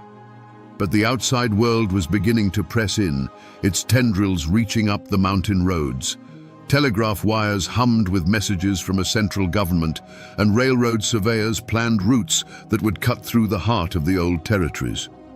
A new kind of law was coming with them, an impersonal, unbending law that had no respect for a man's reputation or the weight of his name. Little did the Allens know, this encroaching world was about to put their code, their power, and their very lives on trial. And when those two worlds finally collided, they would not bend, they would shatter. The Allens didn't just live on the land, they were born of it. Their roots in Carroll County ran as deep as the ancient oaks. Generations before, their Scots-Irish ancestors had pushed into this unforgiving wilderness, looking not for easy living, but for a place where they would be beholden to no king and no landlord. They carved their existence out of the rocky soil, and their claim was sealed not just by deeds, but by the sweat, blood, and bones of their kin who were buried in it. This land was a heavy inheritance, a reminder that they had built their world from nothing, and they would bow to no outside authority that tried to take it away. This deep-seated distrust of distant power was a wound that had never truly healed since the Civil War. The mountains had been a house divided, a place where loyalty to Richmond or Washington could get a man killed by his own cousin. The war left behind a bitter legacy, a deep-seated suspicion that the laws passed in far-off capitals were designed to control and suppress the mountain people, not to protect them. For men like the Allens, the arrival of a state-appointed judge and a Commonwealth's attorney felt less like the administration of justice and more like the arrival of a garrison in occupied territory. In Carroll County, a family name was everything. It was a history, a code, and a burden. To be an Allen was to understand that you were part of something larger than yourself. It meant you never showed weakness, you never backed down from a fight, and you settled your own accounts. The name was a shield for those who bore it and a clear warning to those who might cross them. It carried with it the unspoken duty to uphold the family's honor and dominance, a duty that fell most heavily on the patriarch, Floyd Allen. So when Floyd Allen stood in that courtroom, he wasn't just one man facing a year in prison. He was the living embodiment of generations of clan history. He was defending more than his own freedom. He was defending his family's name and the very principle that an Allen did not submit. The courtroom wasn't just a room. It was a battlefield where the old ways were clashing with the new. Judge Massey represented the cold, impersonal law of the state, but Floyd Allen represented the hot-blooded, unwritten law of the mountains, a law that had been the final word in these hills for over a century. In the weeks leading up to Floyd Allen's trial, Carroll County was holding its breath. This wasn't just about one man's freedom, it was a reckoning. In the general stores, in the churches, and in the dark corners of saloons, the lines were being drawn. To speak in favor of the court was to risk the wrath of the Allen clan. To defend the Allens was to mark yourself as an enemy of the state's progress. Families who had been neighbors for generations suddenly looked at each other with suspicion. The air grew thick with a poison that had been seeping into the soil for years. This wasn't the first time the Allens had clashed with the law. There were stories, old fistfights at county fairs that were settled with a handshake instead of a warrant, disputed land claims where an Allen's fence post mysteriously moved overnight, and business deals where the other party always seemed to get the short end of the stick. More recently, there had been a simmering feud between Floyd and Sheriff Lewis Webb. Webb was a man determined to prove that no one was above the law, and he had made a point of arresting men connected to the Allens for minor infractions. Each arrest was a small poke at the bear, a test of power that Floyd saw as a direct personal challenge to his authority. Whispers spread through the hollows like wildfire in a dry season. People said Floyd Allen had sworn an oath that he would never spend a single night in a penitentiary cell. Others claimed that Judge Massey had been warned not to even come to Hillsville, that the Allens had already passed their own sentence on him. Rumors flew that Allen men were buying up every box of cartridges they could find, and that friends of the family were quietly making their way toward the county seat, their rifles cleaned and ready. Whether these rumors were true or not didn't matter. They created an atmosphere of inevitable violence. The trial became less about the law and more about a final, decisive confrontation. Everyone in the county, from the lowest tenant farmer to the wealthiest merchant, felt it coming. They knew that the feud between the old mountain code and the new state law was about to be settled, and it would be settled not with gavels and law books, but with lead and blood. In the mountains, people listened to the whispers of the woods, and in the weeks before the trial, the woods were sending out warnings. Old-timers later swore that the winter of 1912 felt different, holding on with a bitter, unnatural cold. On the high ridges, hunters claimed to hear a sound that hadn't been heard in decades, the chilling, woman-like scream of a painter, a mountain lion.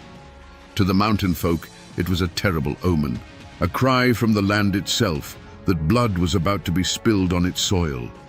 It was as if nature was already mourning for the men who were about to die. The human omen arrived in Hillsville with polished shoes and leather briefcases. Judge Thornton Massey and Commonwealth's attorney William Foster were not mountain men. They were agents of a distant government, men who saw the world in the black and white text of law books. They walked into Carroll County with the confidence of men who believed they held all the power, that their authority was absolute and backed by the full might of the state. They could not understand that in these hills they were the outsiders. They were the foreign body that the clan, like a feverish immune system, was preparing to violently reject. On the morning of March 14th, a heavy stillness settled over the town of Hillsville. Sheriff Lewis Webb felt it in his bones. He was a local man, caught between the two great forces. He knew Floyd Allen, and he knew the unbending pride that coursed through the veins of that family. As he strapped on his pistol that morning, he wasn't just preparing for a day in court. He was preparing for a war. He could see the hard, unblinking eyes of the Allen clan members gathering on the courthouse steps. The air was thick and electric, like the dead calm before a lightning strike. Every man in that town knew that something terrible was about to happen. They were just waiting for the first drop of rain or the first flash of fire. The courtroom in Hillsville on March 14th, 1912, was a powder keg waiting for a spark. The air was thick with the scent of wet wool, chewing tobacco, and raw fear. On the bench sat Judge Thornton Massey, his face a grim mask of authority. Standing ready was Sheriff Lewis Webb, his hand hovering near the butt of his revolver, and scattered throughout the room, in the gallery and among the benches, were the Allens. They weren't there as spectators. They were there as soldiers, their eyes cold and watchful, their coats hanging heavy with the weight of concealed pistols. The jury filed back in, their faces pale. The foreman refused to look at Floyd Allen as he read the verdict. Guilty. A low murmur rippled through the crowd, a sound like a distant rock slide. Then came the sentence. 1 year in the state penitentiary. For a man like Floyd Allen, a patriarch who had ruled his corner of the world with an iron will, this was an unimaginable disgrace. It wasn't the loss of a year of freedom. It was the public destruction of his honor, a declaration that his power meant nothing here. In that moment, something inside Floyd Allen broke. He rose slowly to his feet, his wounded pride radiating from him like heat. He looked not at the judge, but at the men of the court, the men of his county. And then he spoke the words that would ignite a war, a sentence that would be carved into the memory of those mountains forever. "Gentlemen," he said, his voice calm but edged with steel, "I ain't a-goin'." It was a declaration of independence. It was a final, absolute rejection of the court's authority. Judge Massey, stunned by the defiance, quickly ordered the sheriff, "Get your man." As Sheriff Webb took a step forward, the world seemed to slow down. Hands went to guns.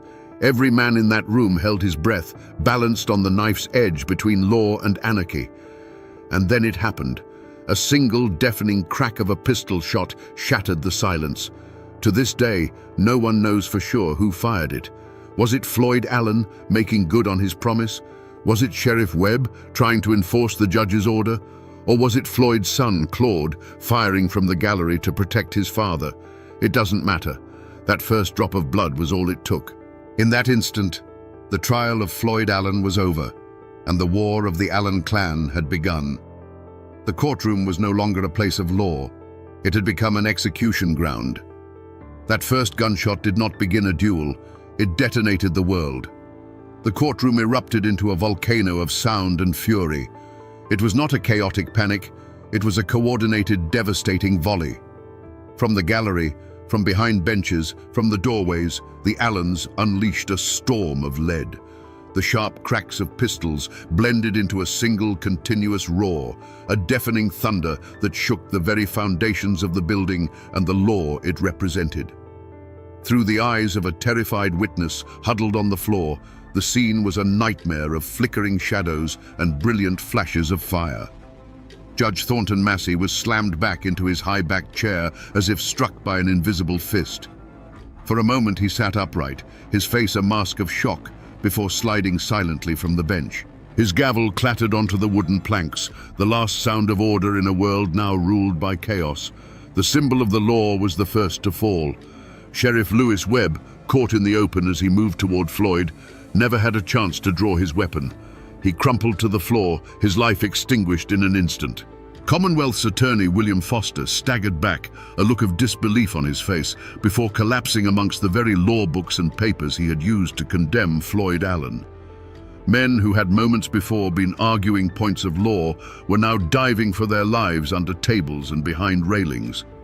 The air grew thick and heavy with gun smoke, so dense it choked the lungs and burned the eyes.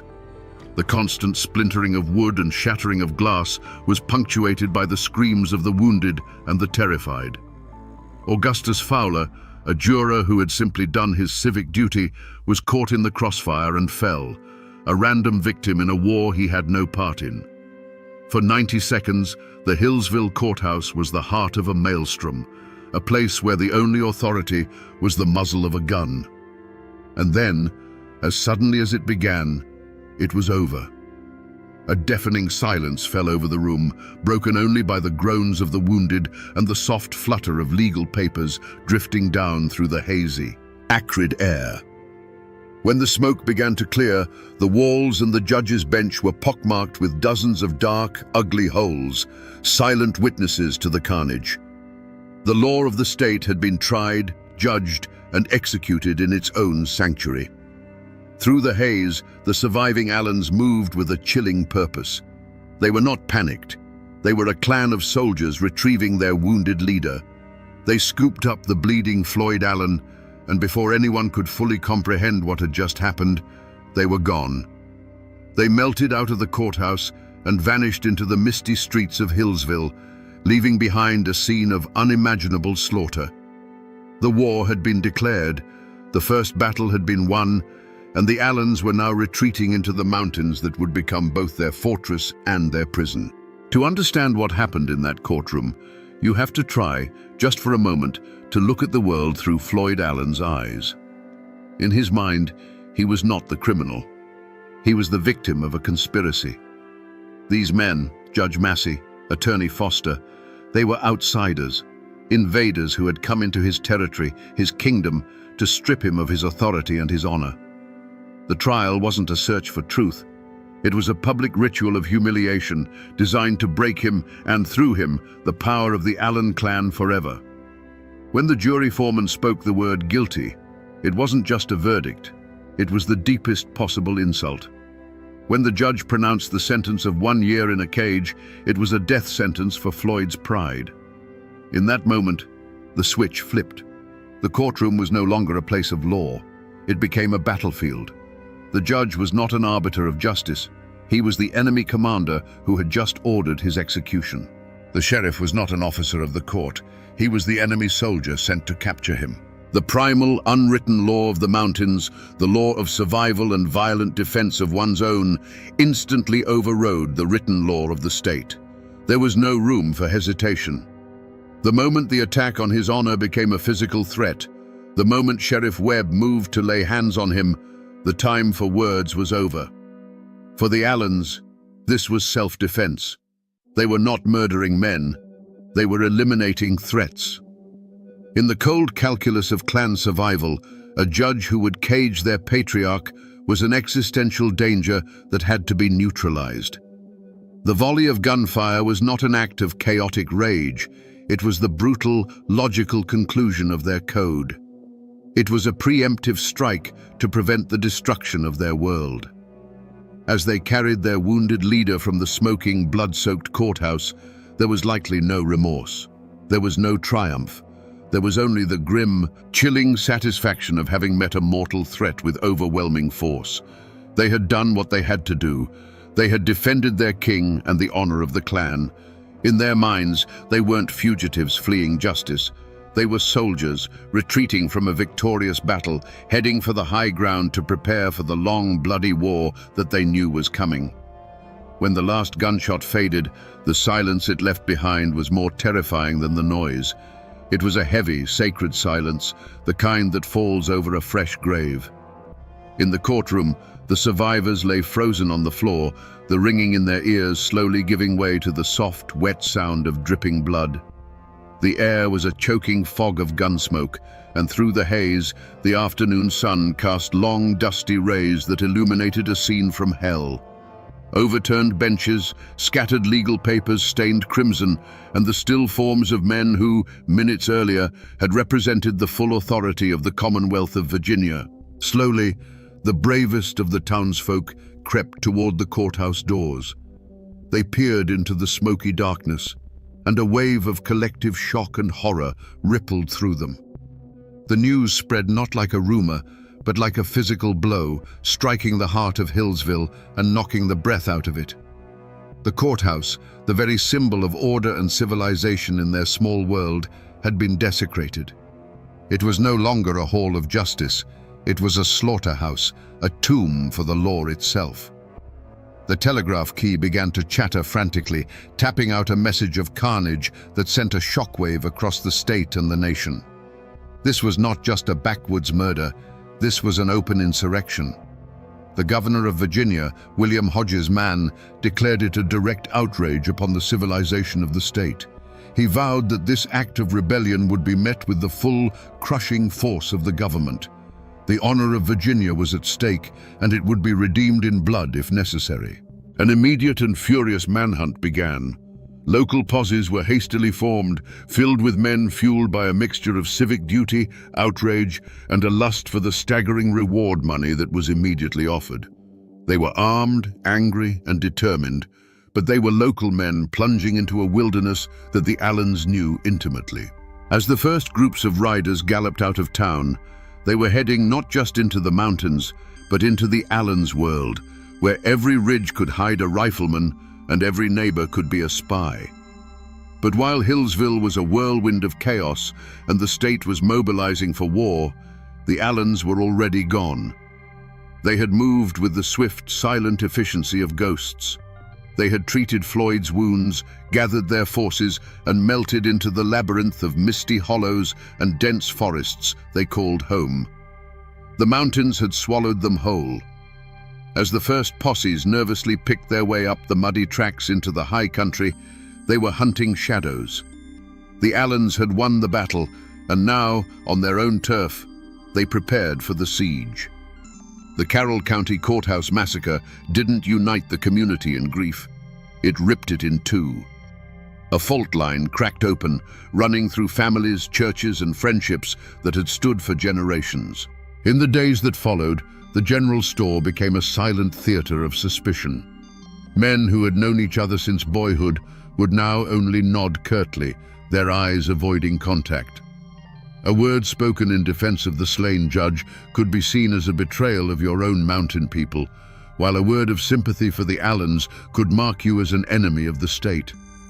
Every conversation was a minefield, and silence became the safest language. A wall of silence, as dense and impenetrable as the mountain laurel, rose up to protect the fugitives. It was a wall built of two things: fear and kinship.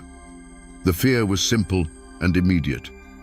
The Allen clan was vast, and their reach extended into every hollow. To be seen talking to a lawman could mean a burned barn, a dead milk cow, or worse. The posses might be in town today, but the Allens would be your neighbors forever. This fear was a cold, hard fact of life that every mountain family understood. But it was more than just fear. For many, the Allens were not monsters. They were their own. They were men who had stood up against an arrogant outside law that sought to humiliate one of their patriarchs. The heavy-handed tactics of the first posses only deepened this resentment. When lawmen from the flatlands began kicking in doors and treating every mountain family as a potential conspirator, they weren't winning hearts and minds. They were proving the Allens' point.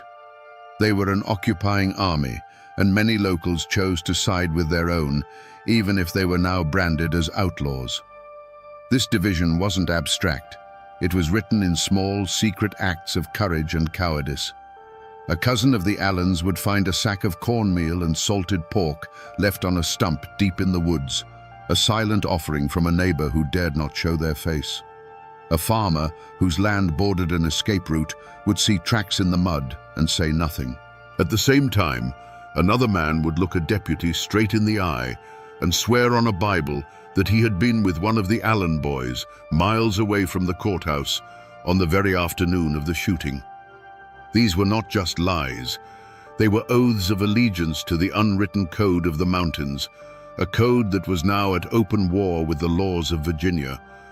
The local posses were doomed from the start. They were good men, but they were hunting legends in a landscape that belonged to the legends. For weeks, they crashed through the underbrush, chasing rumors and echoes. The Allens were always one step ahead, phantoms in the mist. A warm campfire found abandoned, a footprint in the mud leading to a rushing creek.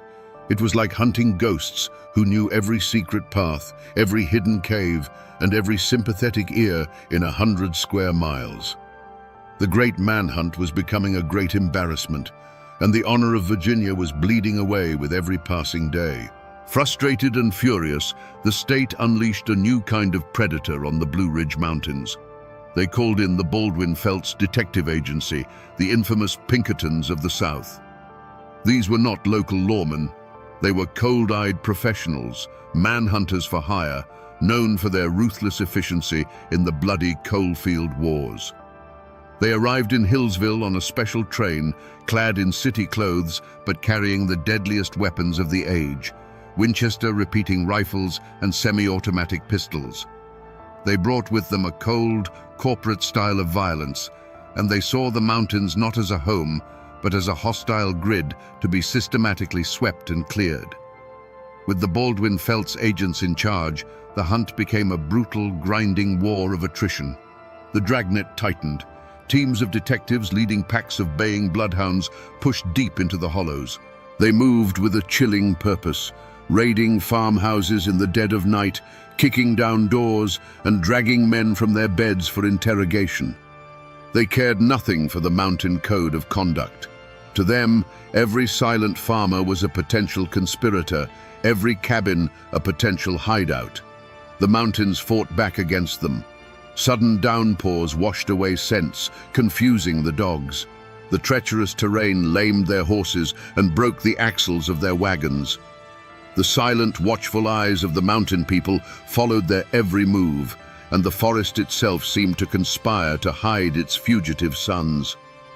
The first major breakthrough came not from brilliant detective work, but from exhaustion and a tip-off. Floyd Allen, wounded and weakened, had been holed up in a cabin, his body too broken to continue the flight. A posse, led by the relentless detectives, surrounded the house at dawn. There was no final gun battle. Floyd, feverish and in pain, knew the game was up. He surrendered. The fiery patriarch finally captured. His personal war brought to an inglorious end. His son Claude was captured soon after.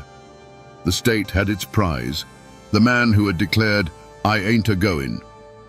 But as the detectives celebrated their victory, a chilling realization began to dawn on them. They had the lion, but the foxes had gotten away. The local posses had nabbed a few smaller members of the clan in the initial chaos. Now the Baldwin-Felts men had the leader. But Sidney Allen, the cool-headed strategist, and his fiercely loyal nephew Wesley Edwards, the men many believed were the true masterminds of the courtroom escape, were nowhere to be found. The massive, expensive, and brutal hunt that had terrorized an entire county had failed in its most crucial objective. The shadows of the Blue Ridge had been searched, but the cleverest of the fugitives had simply vanished, as if the earth had opened up and swallowed them whole. The trial of Floyd and Claude Allen could never have been held in Hillsville.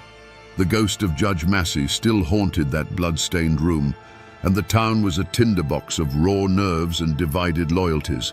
Instead, the proceedings were moved to Wytheville, and the trial began under the watch of armed militia. Sharpshooters were posted on the courthouse roof, their rifles glinting in the sun. Inside, every spectator was searched for weapons. This was not a simple trial. It was a show of force, a demonstration by the state that its authority, once shattered, had been restored with steel and gunpowder. Floyd Allen was carried into the courtroom each day, a wounded lion in a cage. His body was broken, but his eyes still burned with the same defiant fire that had lit the fuse of the massacre. He showed no remorse, no fear. He sat there as a captured king, listening to the legal arguments of a system he had never recognized as his own. Beside him, his son Claude was a study in stoic loyalty, his face a hard mask, ready to share his father's fate. They were not begging for mercy. They were facing the consequences of their war, their silence a final act of defiance. The trial itself was a theater of conflicting truths. The prosecution, backed by the full power of the state, painted the Allens as savage anarchists, a clan of killers who had declared war on civilization. Their lawyers, in turn, fought back fiercely, arguing that the first shot had come from Sheriff Webb, that the Allens had been caught in a trap and had only fired to defend their patriarch's life.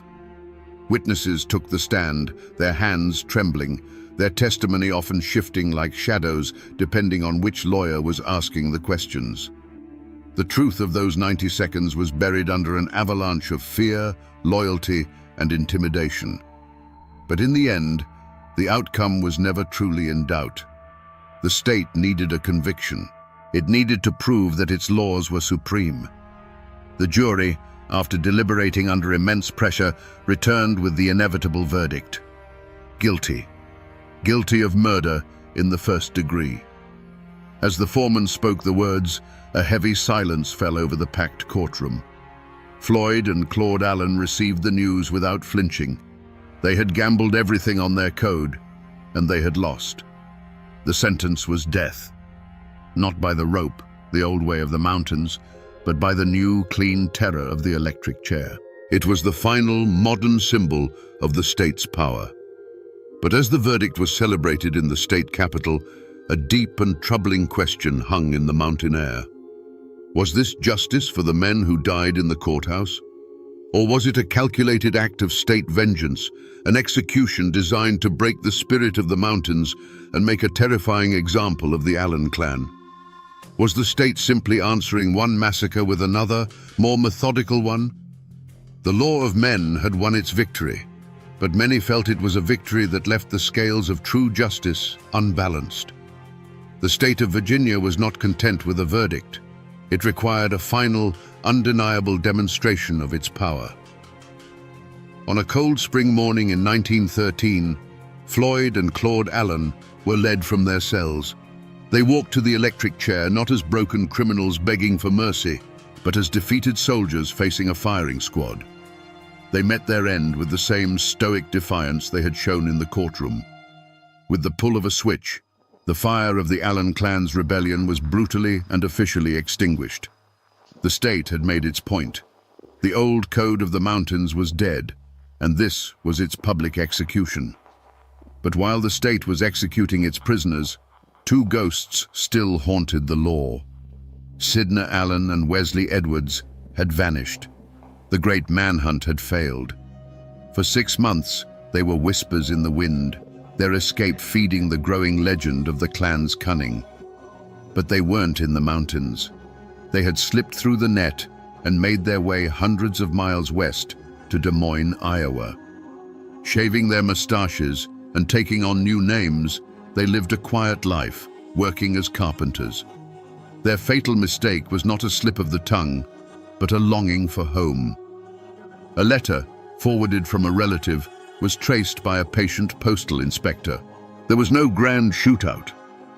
On a quiet September morning, Baldwin Felts detectives and local police burst into their rented house and captured the two most wanted men in Virginia without a single shot fired.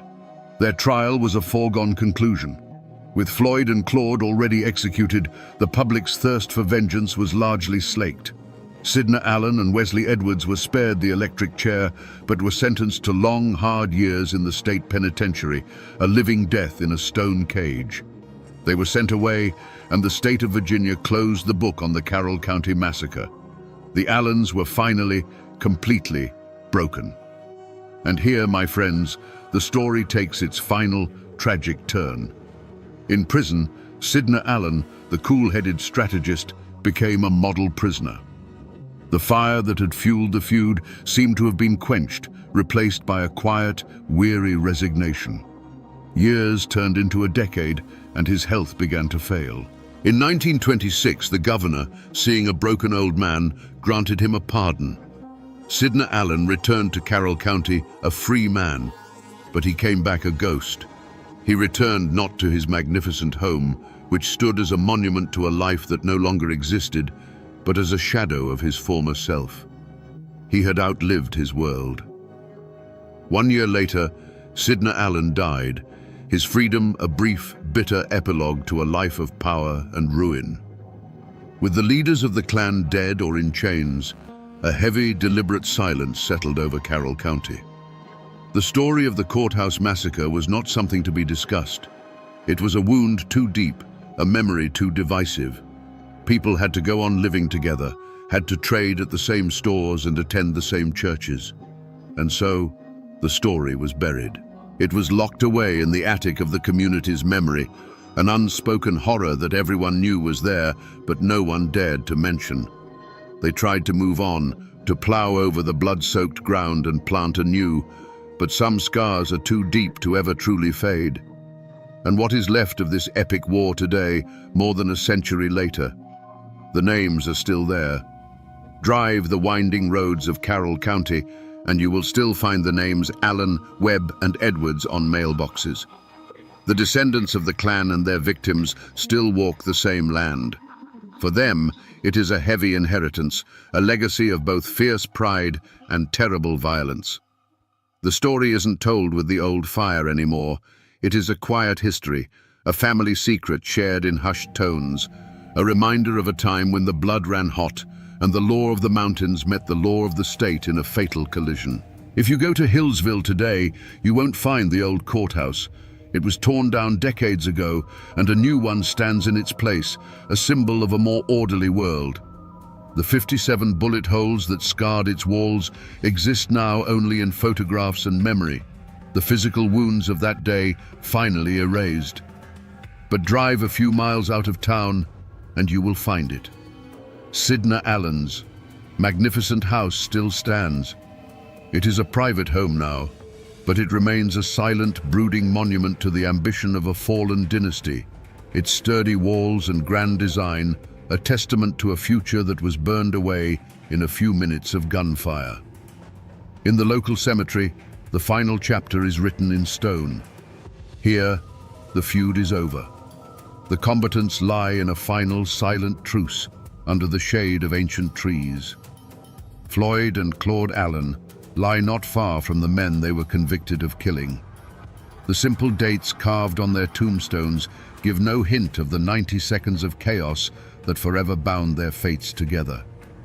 Here, they are all equal, their passions cooled, their war finally over. The people of Carroll County tried to bury the story, to let the grass grow over the scars. But the mountains don't forget. They were here long before the Allens arrived, and they will be here long after the last stone on their graves has crumbled to dust. The wind that whispers through the pines on the Blue Ridge still carries the echo of those gunshots. The dark hollows where Sidna and Wesley hid still hold the memory of their flight. The land itself is the final witness, the keeper of a story that is now part of the very soul of this place. So we return to the question that echoed from that bloody courtroom. What pushes a man to declare war on the law in its own temple? After walking through the smoke and shadows of this story, we can see the answer is not a simple one. The slaughter in Hillsville wasn't just the act of a cornered criminal, it was the last, desperate roar of a dying world. Floyd Allen saw himself not as a lawbreaker, but as a sovereign king in his own land, and the court's verdict was an invasion, a declaration of war against his entire way of life. The gunshots were the death rattle of an unwritten code of honor that had ruled those mountains for 150 years. This is a story about the brutal collision of two Americas. It is a story of family loyalty pushed to its most violent and tragic extreme.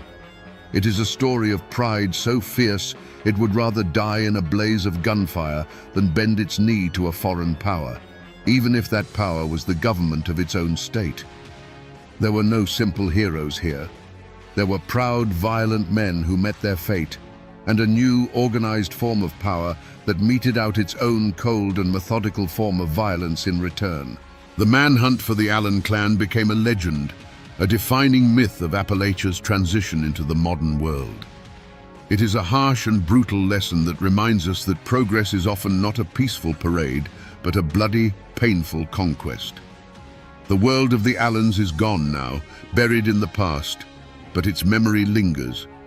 It serves as a stark reminder of a time when the mountains bred a different kind of man, and when justice was not a matter of law books, but of blood. And now, my friends, you know the rest of the story.